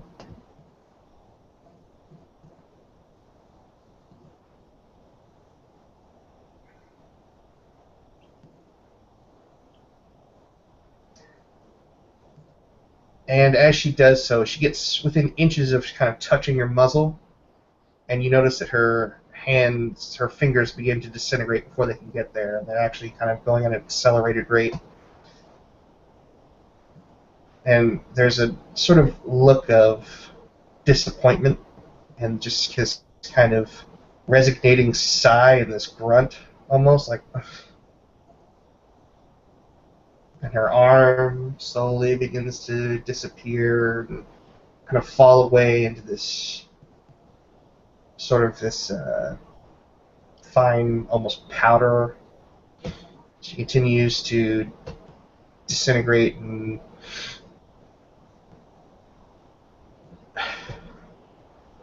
she looks up at you and she just says, "Tell Mom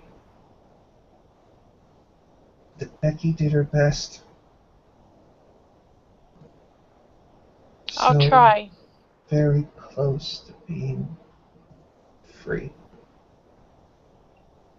And as she says that, she starts to convulse as the flesh and the bone that's eating away is gotten progressed beyond superficial and is actually eating into her torso, and she begins to gasp as her lungs sort of disappear and dissipate.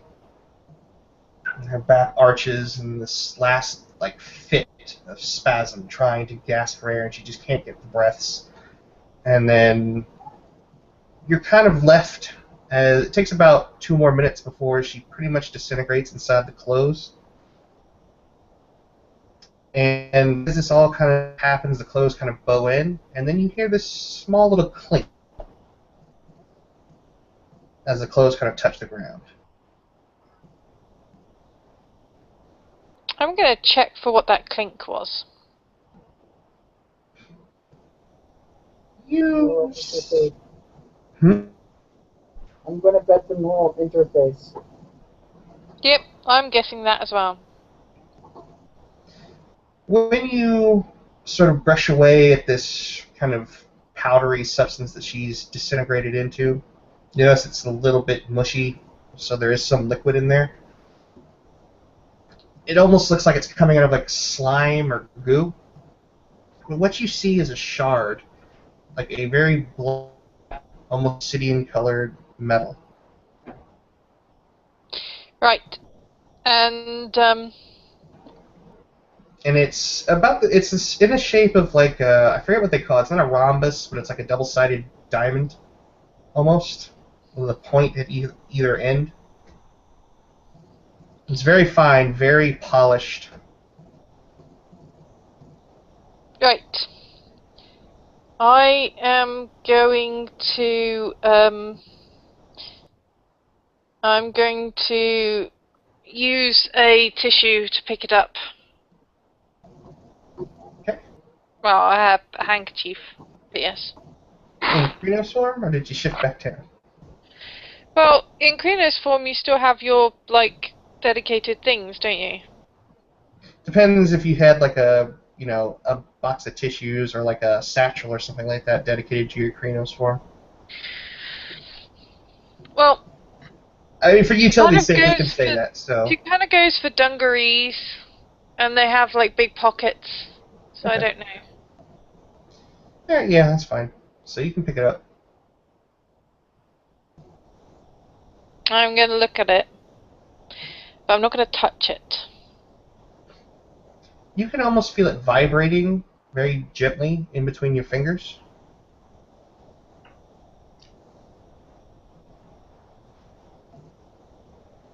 And you can see that it's very polished, very smooth for what it is. But there does seem to be kind of like the fragment of a marking in it, but it looks like a part of a bigger whole. Okay, I'm going to wrap it up very carefully in the handkerchief, so it can't come loose. And if necessary, we'll duct tape it, because I do have duct tape in my list of things that I carry. Yes, you are one of the few people that carry the most useful thing in the universe. Okay. So, now what do I'm you going guys to put do? it in my pocket. Okay. I think we should watch the rest of that tape. She says, standing up, and seems more than a little bit. It is like her jaw is a little bit more set than it was before. Actually, I want you to make me a will roll because I have an idea of how Alicia normally would react to these things. I actually That's wanted a to do the same fail. because this is also But fucked up. but when you say you have an idea of how she would normally react to these things, I don't think you quite do. I'm going on past experience in some tense situations, or at least a different incarnation of Alicia. Yep. I would say that she's a fairly emotional, empathetic person. She is fairly empathetic, but she does kind of tend to harden when she feels like something needs to be done. All right. And this Well, you needs to fail. be sorted, and they need to get out of there. Plus, she does have calm heart. Okay. Which is to Given do all with not that, frenzying, but still. yeah. Given all that input, she still held a willpower roll to kind of keep herself completely centered. I'm not gonna say you like break down, but I'll let you describe how Alicia would react at this point. Well, she is emotional, but it's the kind of the cold, hard anger that you get right in at the base of your rib cage when you are truly pissed off with what has just happened and Okay. you're going to do something about it. That All kind right. of a feeling. Make it visible enough, at least for describe it how it'd be visible enough for Donald and Travis to see. Well, 'Cause- for one thing, before she looked kind of cautious and careful, and at the moment her shoulders have gone back. Her jaw is not is just a little bit higher, and she's just like, you know how just sometimes in that attitude you can see the words going through someone's head along the lines of "fuck this." let's let's do this shit. That is the kind of attitude that you can just see written on her face. Donald, you see it appears Alicia in a very strong crusading path towards that med lab. Oh Mhm. yeah. All right. So, Alicia, you're back at the terminal, I guess. Yep. and she pushes the button to get it to play again, and she has one of her, well, they could probably pause at this point. One of her paws is tapping on the floor I also impatiently. followed her and, watching the video in Hamid form. Alright. No, she's still in Krenos. Paw is tapping on this floor, clearly pissed off. I'm going to stay in Kratos because I see no reason to be in comic form at the moment. Yeah. Alright. Alicia and I guess everybody at this point, what you're going to see is after the incident where the Red Strands sort of ate 4 doctors very quickly, you see a doctor, and you don't see any corpse that corresponds to talking with her. And it's about a week after the incident, and she has these sort of wires hooked up to ports in her back where you kind of notice the scars, and it looks like they're giving her some sort of treatment. But she's sitting up at this point, unrestrained, and she has one that's kind of jacked into the back of her head as well. And she actually seems to be somewhat jovial, and every time that he asks to see her arm or anything like that, she obliges, and they seem to have a fairly pleasant exchange, as pleasant as, ordinary, even given the circumstances, almost as if the doctor is fine with what happened. You see the progressive over the months. You see her getting, at one point, it looks like she's getting much healthier. It cuts to some other video feeds of other chambers. You're not exactly sure where these chambers are, but they're like large, sort of, almost looks like a gymnasium with various platforms in it, and she's performing superhuman feats, along with others that are dressed very similar in the garb that you helped her get into. And at the end of each of these sort of physical exertion sessions, you see them all line up, and they kind of stand at almost a military at ease, arms tucked behind their back, and their stances lie. And one by one, they will, go up to each of the lines, and they'll point at someone, and this person will walk off away from the group. And each time, you see it in Becky's face, this almost like this hopeful look. And each time, this doctor, you can assume, comes up to her with a clipboard, looks at her. She has this sort of hopeful look, and then he shakes his head at her and walks past. This goes on for about a matter of months when you finally come into October of last year, almost a year ago. And that's when you start to notice the gradual decline in her health. And you see all these various sessions going on, things of that nature.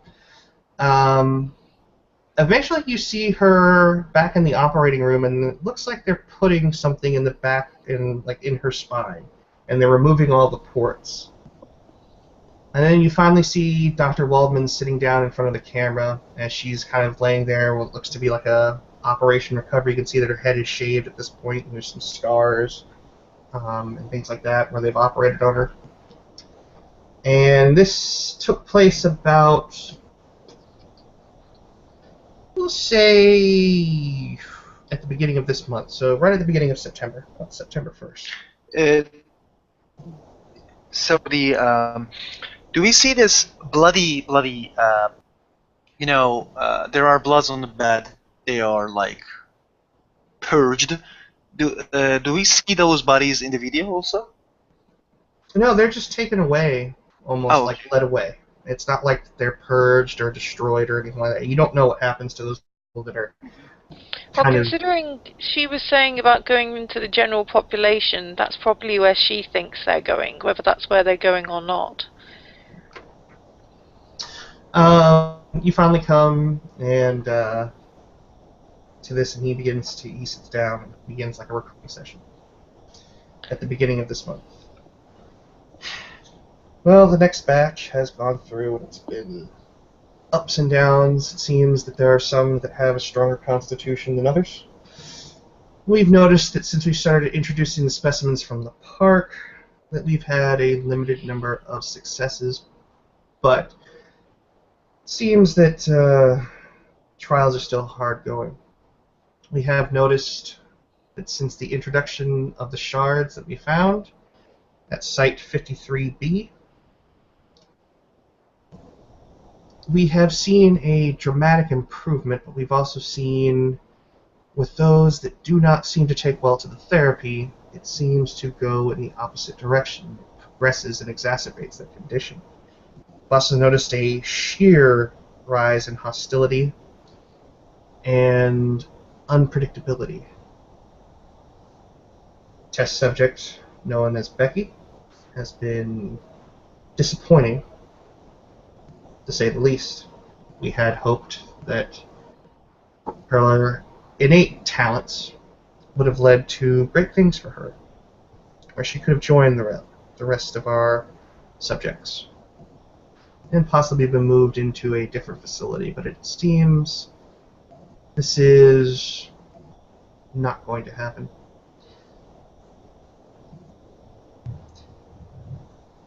As there is no longer any next of kin, it seems that we are simply going to earmark her for disposal. On a personal note, I'm somewhat disappointed. She was a bit more pleasant than the other test subjects. And with that, the recording ends. And then you come into various other doctors working.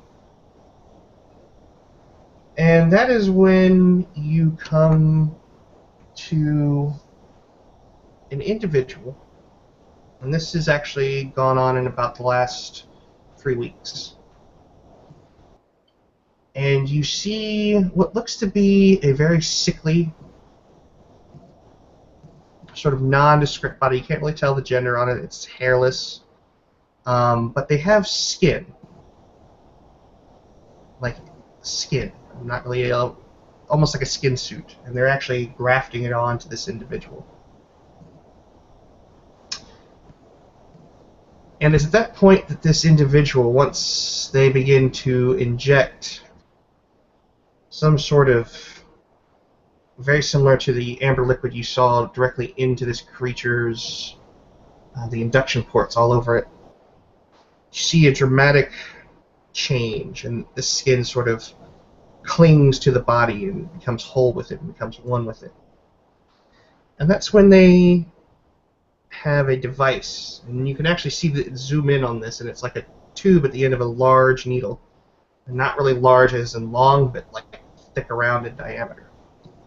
And when they plunge it into the back of the neck of this individual, you can see a shard, just like which was in Becky, injected into the body. That's when everything goes to shit, and you literally see death and destruction on a massive scale. You notice that the doctor tries to run away, only to... You see sort of like a flicker in the camera, and then this figure, who looks very androgynous, from the back anyway, standing in front of the professor. It's back towards the camera. And with just barely a motion towards the doctor, you can see bone coming out of his back and blood splattering onto the ceiling. And then him slumping forward in towards the office chair and onto the desk. And you see this figure walk away and down the corridor, and you can see more blood coming away, but the camera stays, at a fixed point. And then, after about 15 minutes of screaming and sounds of just horrible things going on, it's just a endless recording that goes on up until you finally, if you fast forward, you'll finally see yourself and Travis entering in Krynos form into the lab. I'm going to delete the end bit of that recording. Just the me and Travis in Krynos form bit. Okay, that's fine.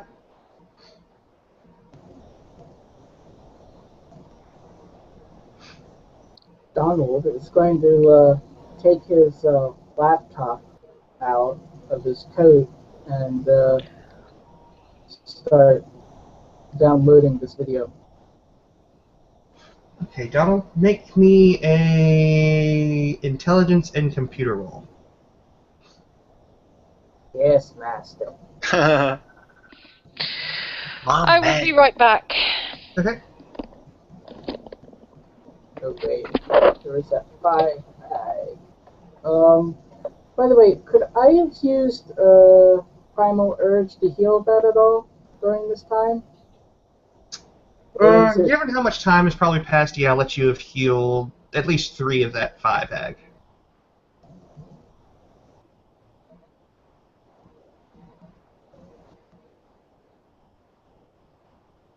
So I'm at hurt. So that's just 1. Yeah.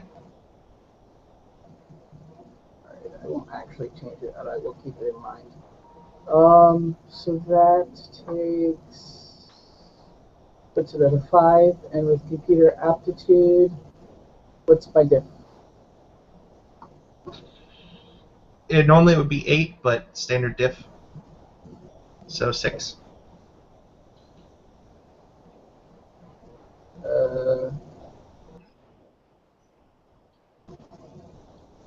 One.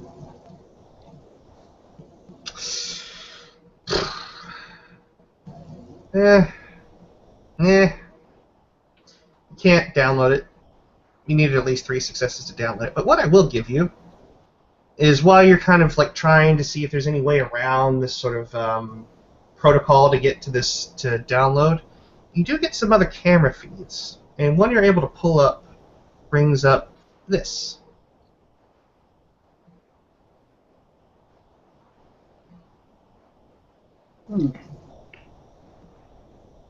And within each of those sort of cells, you can see figures inside of them of all various shapes and sizes. Humans? Corridor, some.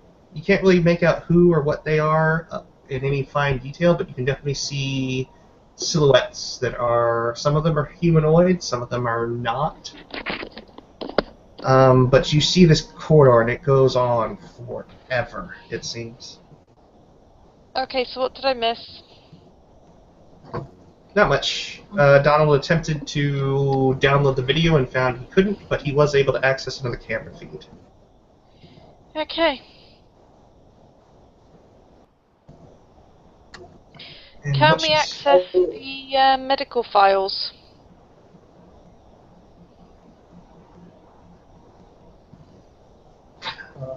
Grant, you know, you do have common sense, so you do know you have a gift for this, right?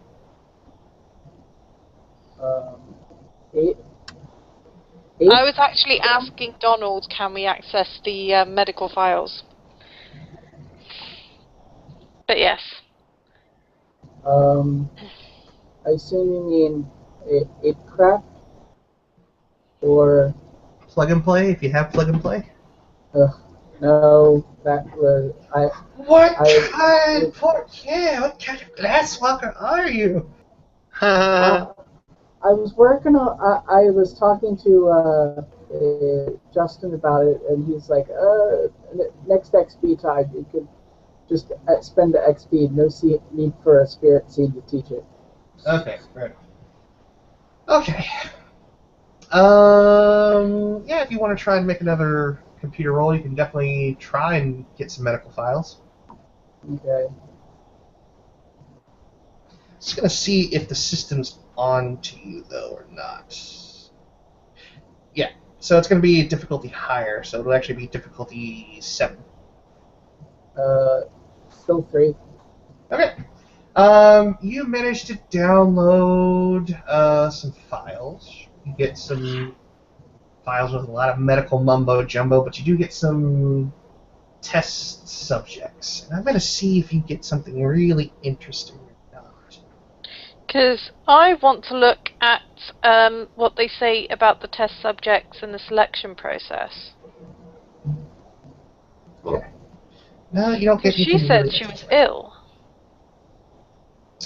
Okay. You will get some backdated logs signed under Dr. Wall. And these things go back years, well until about 2002, actually, when logs seem to start. And, they seem to be talking about cases where they have been, the word acquired under each of the test subjects seems to be put next to their names. It's really the font that goes, or the color of the text. Some are green, some are blue, and some are red. Becky's seems to be blue. You actually notice her name on there. Becky... Yeah, we'll say Becky Windsor is her name. Or Rebecca Windsor, I should say. You notice that she was acquired in 2008. And you can actually click on her if you want.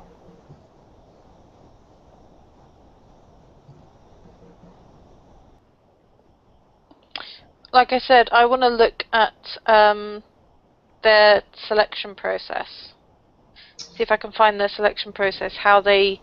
Because she said that she was ill already, Mm-hmm. and the doctor said that she had innate talents. So I'm thinking she might be a mage or something.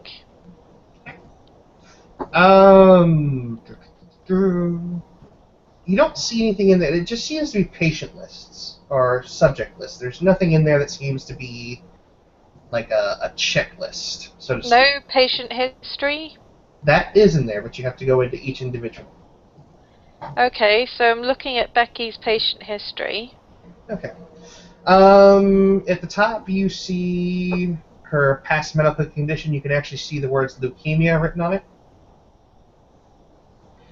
And as you go down, you read all of these entries going on from, what was it I said, 2008 onwards. And you see everything seems to be listed under induction therapy, and it always seems to come up, no change, until about the same time that you saw her on the table kind of going apeshit when she ate 4 people. Yep. Just before that, you see the timestamp, and it said successful. And then you see, after that, it stops with the induction therapies, and it says physical appraisal. And she seems to get high marks in all of those. And it seems to go on, and it describes various areas of applied control, applied talents, combat effectiveness. She ranks average.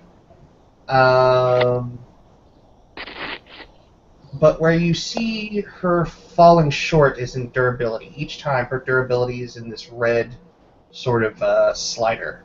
It's almost like a bar that goes from red through all the colors to green. Most of hers are at the top, but durability, like her combat ability is in the middle, but her durability is piss poor. It's almost at the bottom.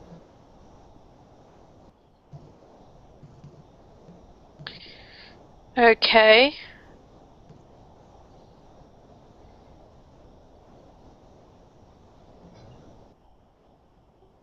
I'm going to pick one of the other patient files. You come across a young man. He was acquired. This has a red in it. His name was Red. And the status is simply that says found at. And there's a sort of there's a Boston region code. It says Boston and all these other numbers that really don't matter. And you see induction therapy, and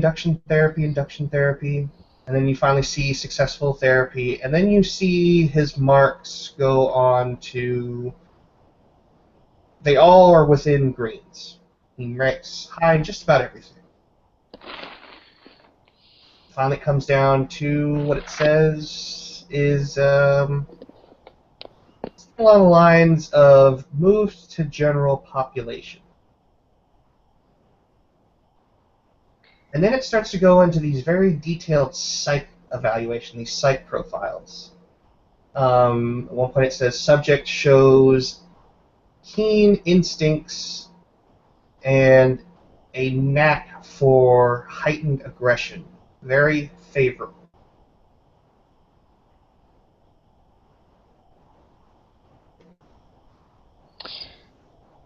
They're trying to create monsters. Why, I don't know. But this is definitely not a good place. Alicia, make me a quick intelligence and academics roll.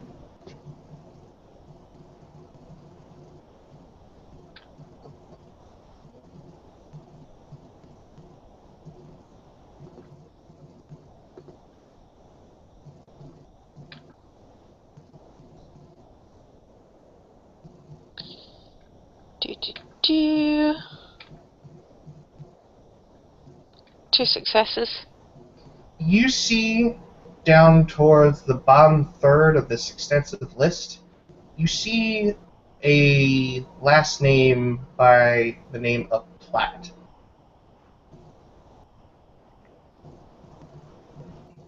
Okay. And the name is Red.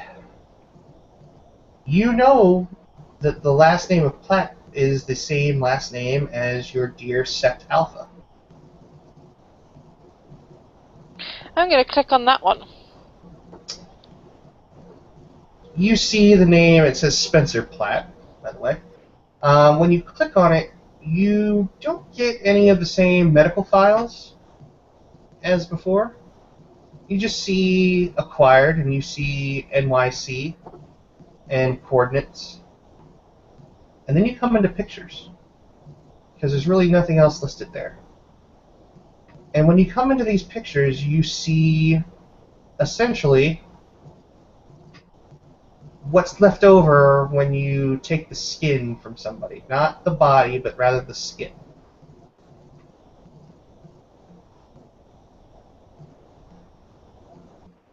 Oh.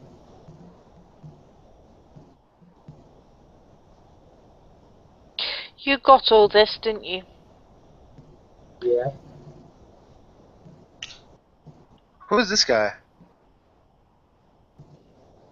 I don't know, but I think he might be related to the Alpha, seeing as he went missing from New York, and he's got the same surname. Red might be Garu or kinfolk. I don't know. It's only a hypothesis, but we definitely need to get this out of here, and we need to get us out of here. Yeah, we need to get us out of here. I think we've done enough heroics for one guy. I'm going to look on the computer and see if I can pull up a map of this place. That is one of the general things. You can actually get a map of that particular section. And you'll actually see that there's the training room is kind of adjacent towards where the lab is and everything, and the containment cells. You can see barracks and sleeping quarters and all that things for the doctors, but seems that really out the way you went seems to be the only way to go without going further into the heart of the ship. Where's the navigation systems? We need to make it set down. They are well far away from you, back at that tower. And you're at the nose of the ship. That tower is a good distance, so you'd have to traverse the rest of the, a good number of the ship, at least half of it.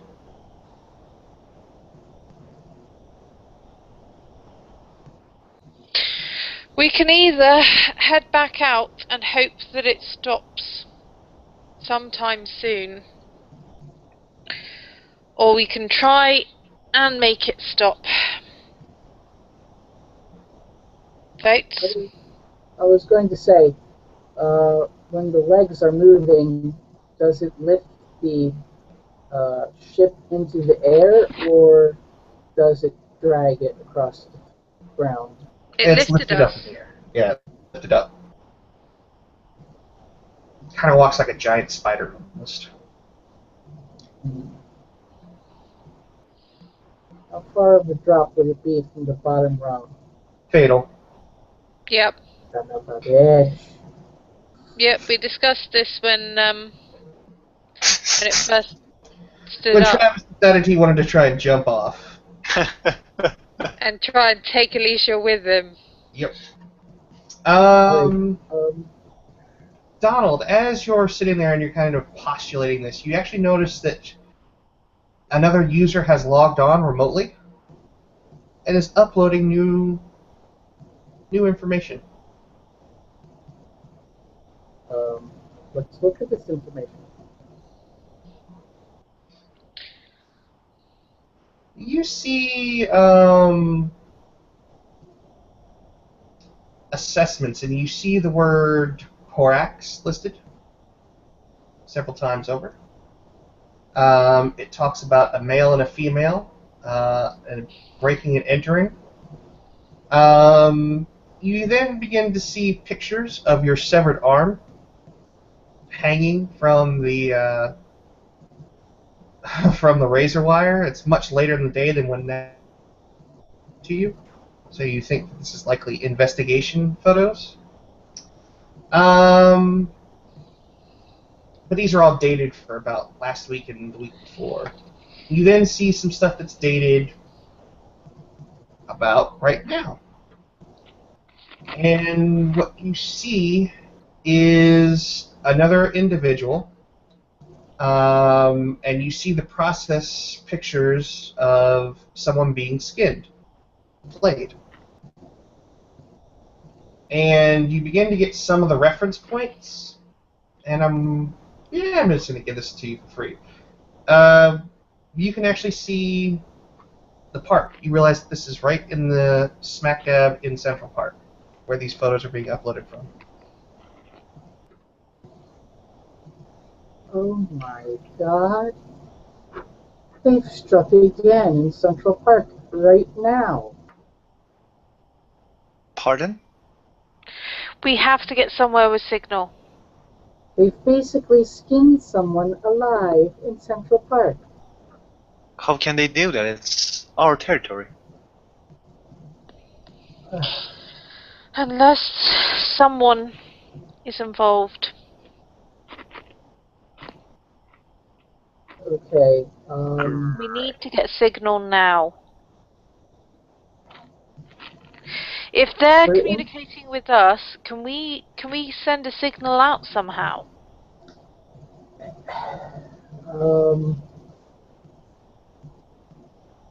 Alright. While you guys are postulating, I'll be right back. Okay. We're in the Umbra. I'm not entirely sure how one would send a signal out. If they're sending a signal in, yeah, can this place send a signal out? The ship. That's the thing. Maybe they're sending. You know how we have fetishes? Maybe they have particular electronics that are able to broadcast into or receive signals outside of the Umbra. Yes. Maybe they do, but maybe whatever it is on the ship rather than wherever they are. Or maybe it's on both ends. I don't know. This is what we need to find out. Okay. Fast. I'm just saying. Here's the thing that worries me. You notice how this area has not been cleaned at all? And that and whatever that thing was did all this had walked away. Can we face such a thing? I honestly don't know, but if we don't tell the rest of the pack that is going on in the park right now, how are they going to stop it? So you tell me if we can get a signal out. If we can't, then by all means, we will head out as quickly as possible, but you tell me if we can get that signal to them now. Alright. Uh-oh. Benny? Uh-huh. I know what I'm about to say probably won't mean much because of that negative, but Alicia wants me to try Oh no, I and heard the whole send... thing. I have a wireless headset. Okay. My common sense roll, would I even know how to begin with something like this? You could definitely look in the computer's utilities. Okay.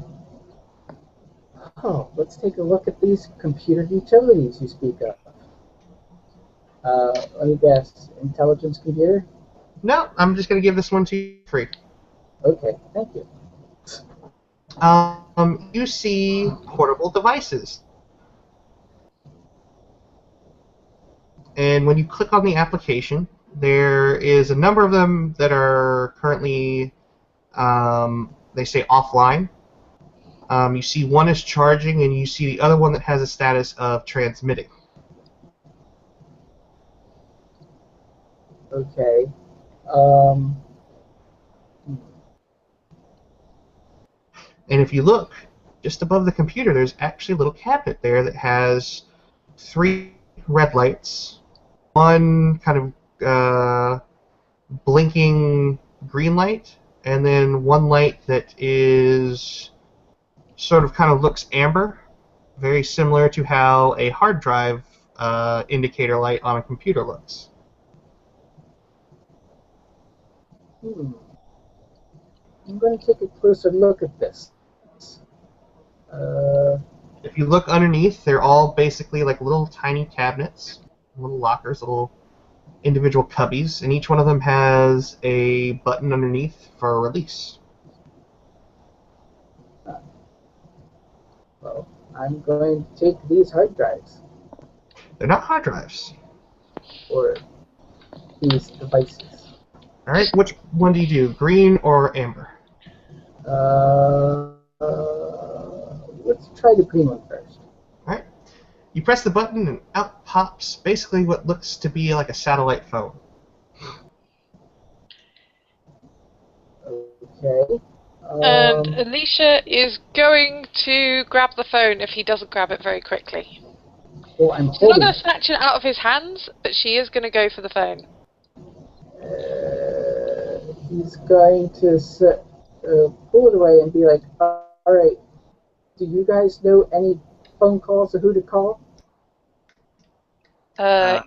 Yes. She's gonna look.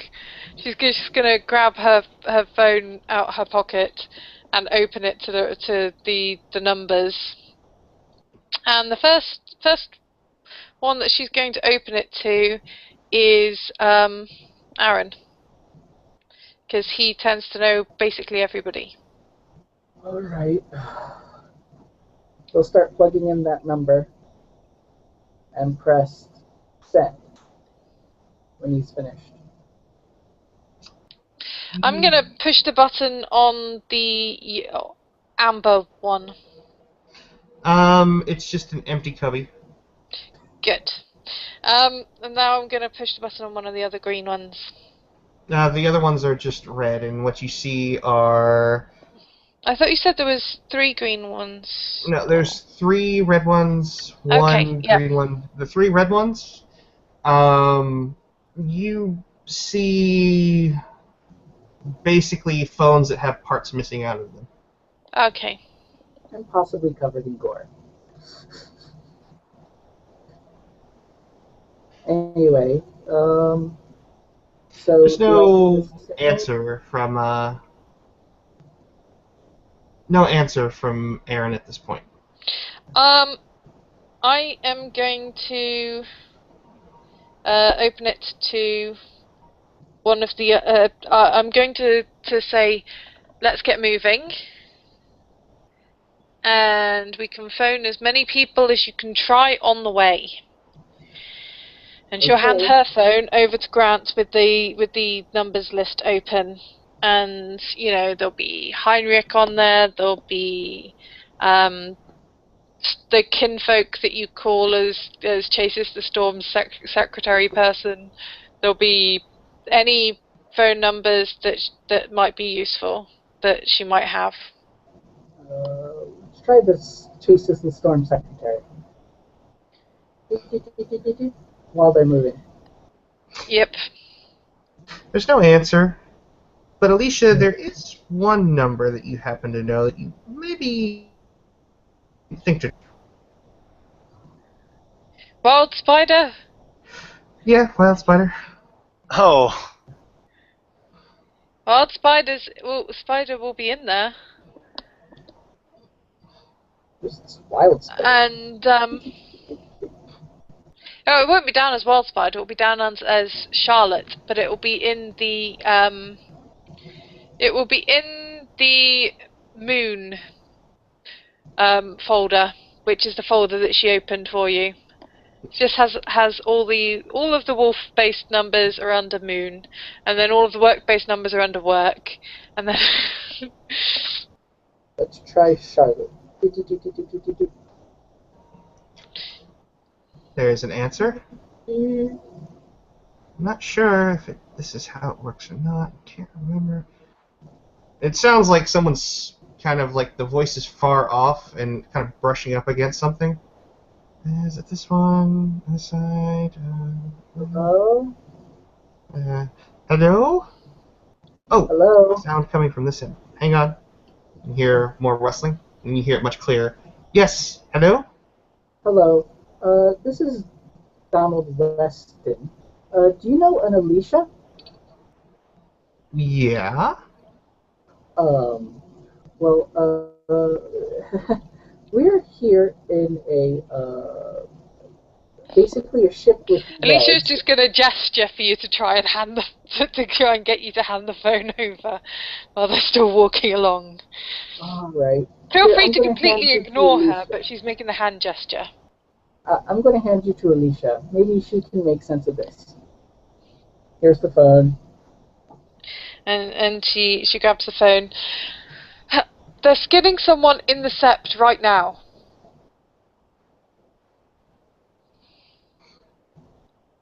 Alicia? Yeah, we're in the Umbra on a giant crab ship thing, and the people that are running it are skinning someone in the sept right now. You have to tell them. But they'll kill me. Well, find someone. Tell someone. Alright. If I die, it's on you. Well, preferably don't die. But... What? Why is she going to die? Let her talk. We're going to try and get out of here with the rest of the information, but they're skinning someone right now, and they've been kidnapping people, including Spencer, that might be related to the Alpha, and there's lots of dead people. While you're saying all this, you just kind of hear kind of like the sound of somebody climbing something. You can hear the sound of cars and stuff, general New York City streets, and she's just going to yell, "Hey! Does anybody know Alicia in there?"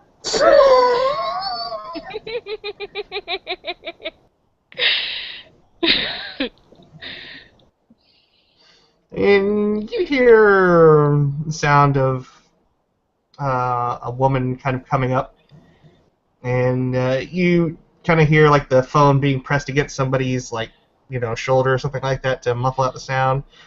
And you hear like this kind of heated mumbling, and finally you hear Charlotte say, "Fine, jeez." The phone gets handed over. Who is this? It's Alicia. Alicia Hayward. Alicia. Oh, you're the Gramercy Park girl. Yes, we're in the Umbra on a giant crab ship, and there's some people that are skinning someone in the park. What? Right now, there is someone skinning someone in the park. Where? Who are you talking to? Presumably when we saw the footage and we recognized it, we recognized exactly where. I'll give you the coordinates they said they were sent at from. No, that was an out of character. Presumably we did know where it was. Yeah, that's fine. Okay. And you'll kind of hear this hurried thing, and you hear other women talking.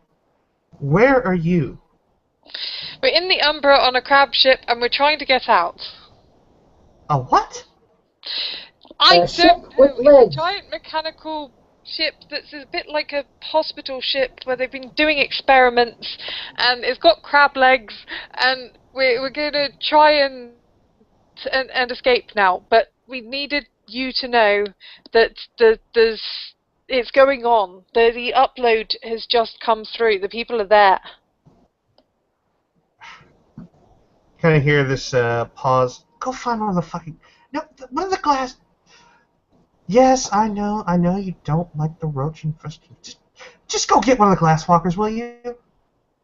I don't care any of them. All of them. You in the ass, you know that? No, seriously, you're paying me. You, what are you? No, get down from. Why won't you just step in? Alicia, Yes. your loudmouth friend is very, very odd.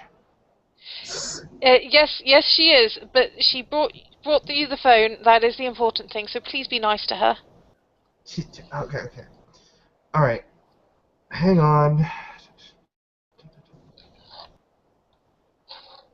Jasper's on the other thing. Oh, okay. Good. I would love to be there to see that. Is he related to someone called Spencer? What? Hang on. Spencer. That was his younger brother that was killed. I think these people killed him. Okay. They had a file on him. All right. Alicia, there's no thought about it. They did kill him. They have photos of his skin. No, they have photos of him with no skin. No, they have photos of the skin. No. I don't care if he hangs out with Tweak. They all smell that way. Yes. Okay. All right. Here, give me. But they're still walking towards the way out, by the way. Okay, that's fine. Oh yeah. By this time, you're kind of up into that service area again, or where the ladder was. Mhm. So Okay. let's see, Are guys. there any notepads or push buttons here? Not really. This place looks kind of like a general barracks kind of area.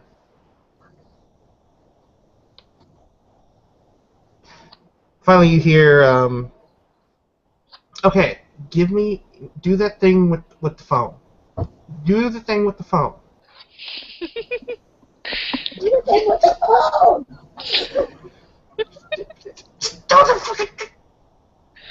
Okay. You're right. All right. A little angry. We're working on borrowed time here, I think. Well, who the hell would send a bunch of cubs out to do frickin' fostering work? We'll tell you later. Just get us out of here. Yeah. Okay. Okay. We're getting a good track on you. One of the glasswalkers brought one of those things that the Korax gave us. He's grumbling about it. I don't know why. They know about the Korax as well. Oh. Bloody hell. Okay. I don't know how much they know about it. We didn't have a chance to read it yet, but there was the word Korax did show up. Search my name. Well, since I don't have anything better to do, Like keeping an eye out for a giant skin monster thing. Okay. All right. Do they have my name? Come on. When we get to the sept, I will look for your name. All right. We're getting a track on you. You guys are. How the hell did you get into upstate New York? We are on Giant a crab ship. Legs. The giant Okay. crab ship. Can you take a look out at the Umbra sphere and see what you see out there? Okay. Alicia, I'm going to do this because I know a bit more about the Umbra than you, I think. No offense. She's peeking anyway. Oh, You can Well, peek. you guys are still you can in the look. Umbra, remember? Not going You anywhere. guys are Did you open the hatch back outside? Yep. Okay. Well, what you see is you are literally in the middle of a heavily forested area inside the Umbra, and you see very angry nature spirits swirling around this giant ship. And you see lots of spiders, like net spiders and weaver spiders, and some of the hunter-killer spiders. They're very busy with keeping these angry nature spirits at bay. But the spider Are they on the things of the ship? Yeah, but they're on the main body of the ship. You guys are like right at the tip, right at the nose of this thing. Right. And if I peek through to the real world as well, because we're in the Umbra, so. You're right in the middle of what looks to be a very nature-bound sort of research facility.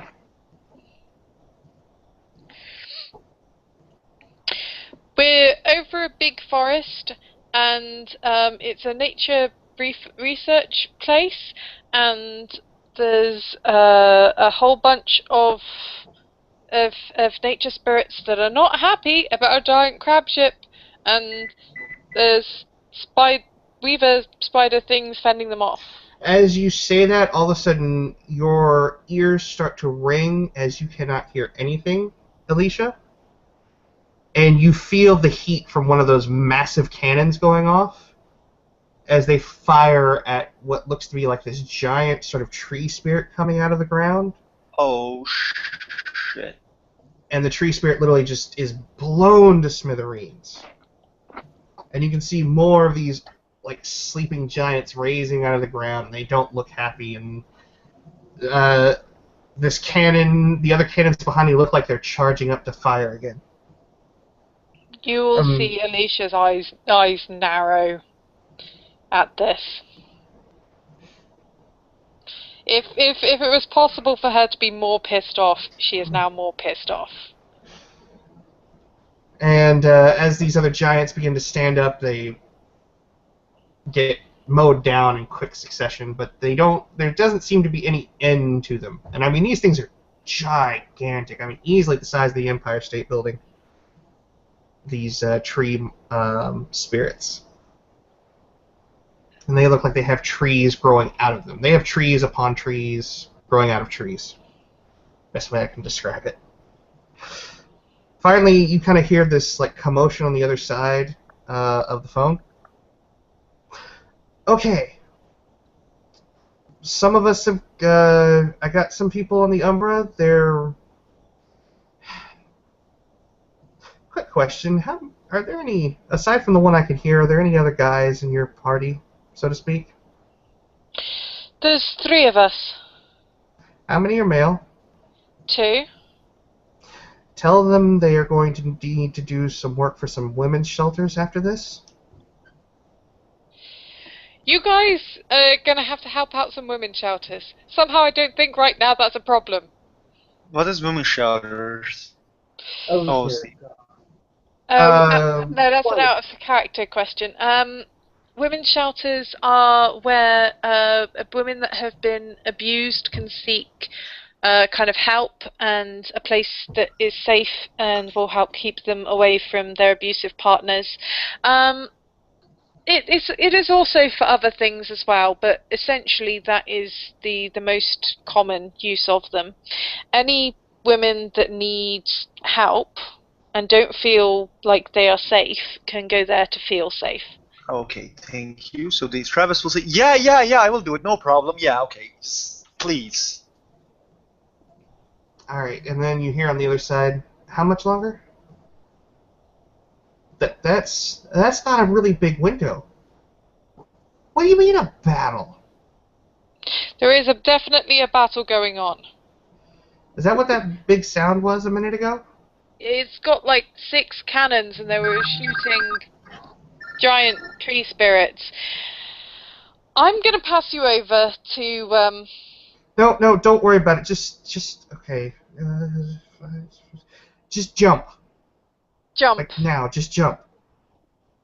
Okay. And she's just going to grab hold of the 2 guys and be like, "We're going now." Okay, Krinos, and jump. I will tuck my laptop back in my coat and get ready to jump. When you guys leap, I mean, it's literally a blind leap. I'm going to tell you that right now. Leap of faith! You free fall for about 4 or 5 seconds before you kind of land on something. Each of you land on something. You realize that you're riding on the back of a very large winged horse.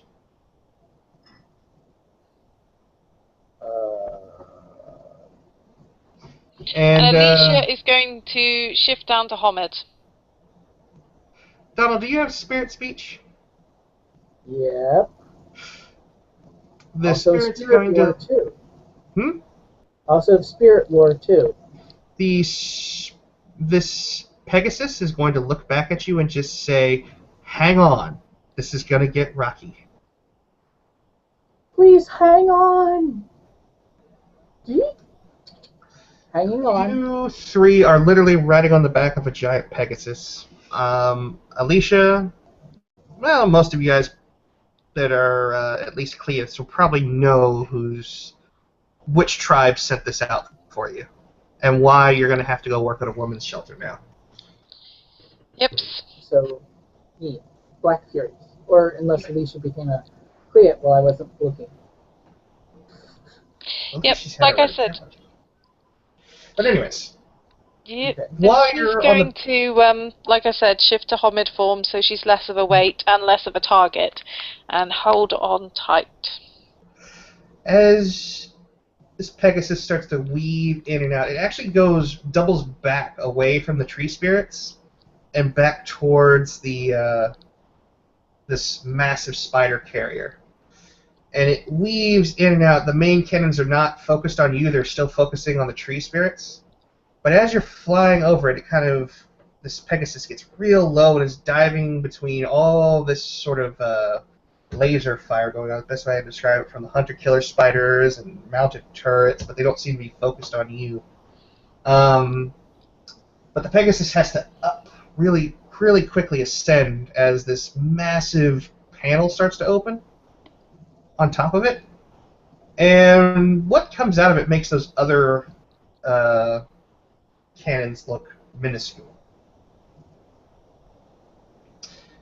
But it's much shorter, and it seems to be charging up a massive attack. And as you guys finally get away from the spider carrier, and you guys get some good distance, you can see this charge getting bigger and bigger and bigger. And by the time you're probably 2 or 3 miles away from this thing, you can only see it as a small kind of scene in the background. You just see this massive flash. And you can literally see an entire mountainside just obliterated in a moment. Trees, wild spirits, everything just obliterated in the blink of an eye. And you'll notice that... I'm going to peek into the real world looking back. Because I get the feeling that something has probably been destroyed quite badly in the real world as well. In the real world, you notice kind of this, you can see smoke billowing, and you can almost what looks to be, it starts off slowly, but it expands really quick because you're in the middle of pine trees. And it It's looks a forest like fire, I'm guessing. forest fire, yes.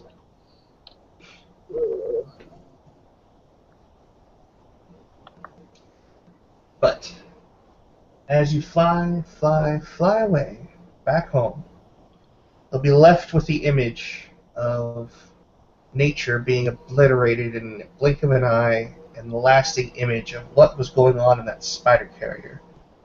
And there's something in the back of your head that tells you you'll probably be back there again. Thank you for watching, and thank you for participating.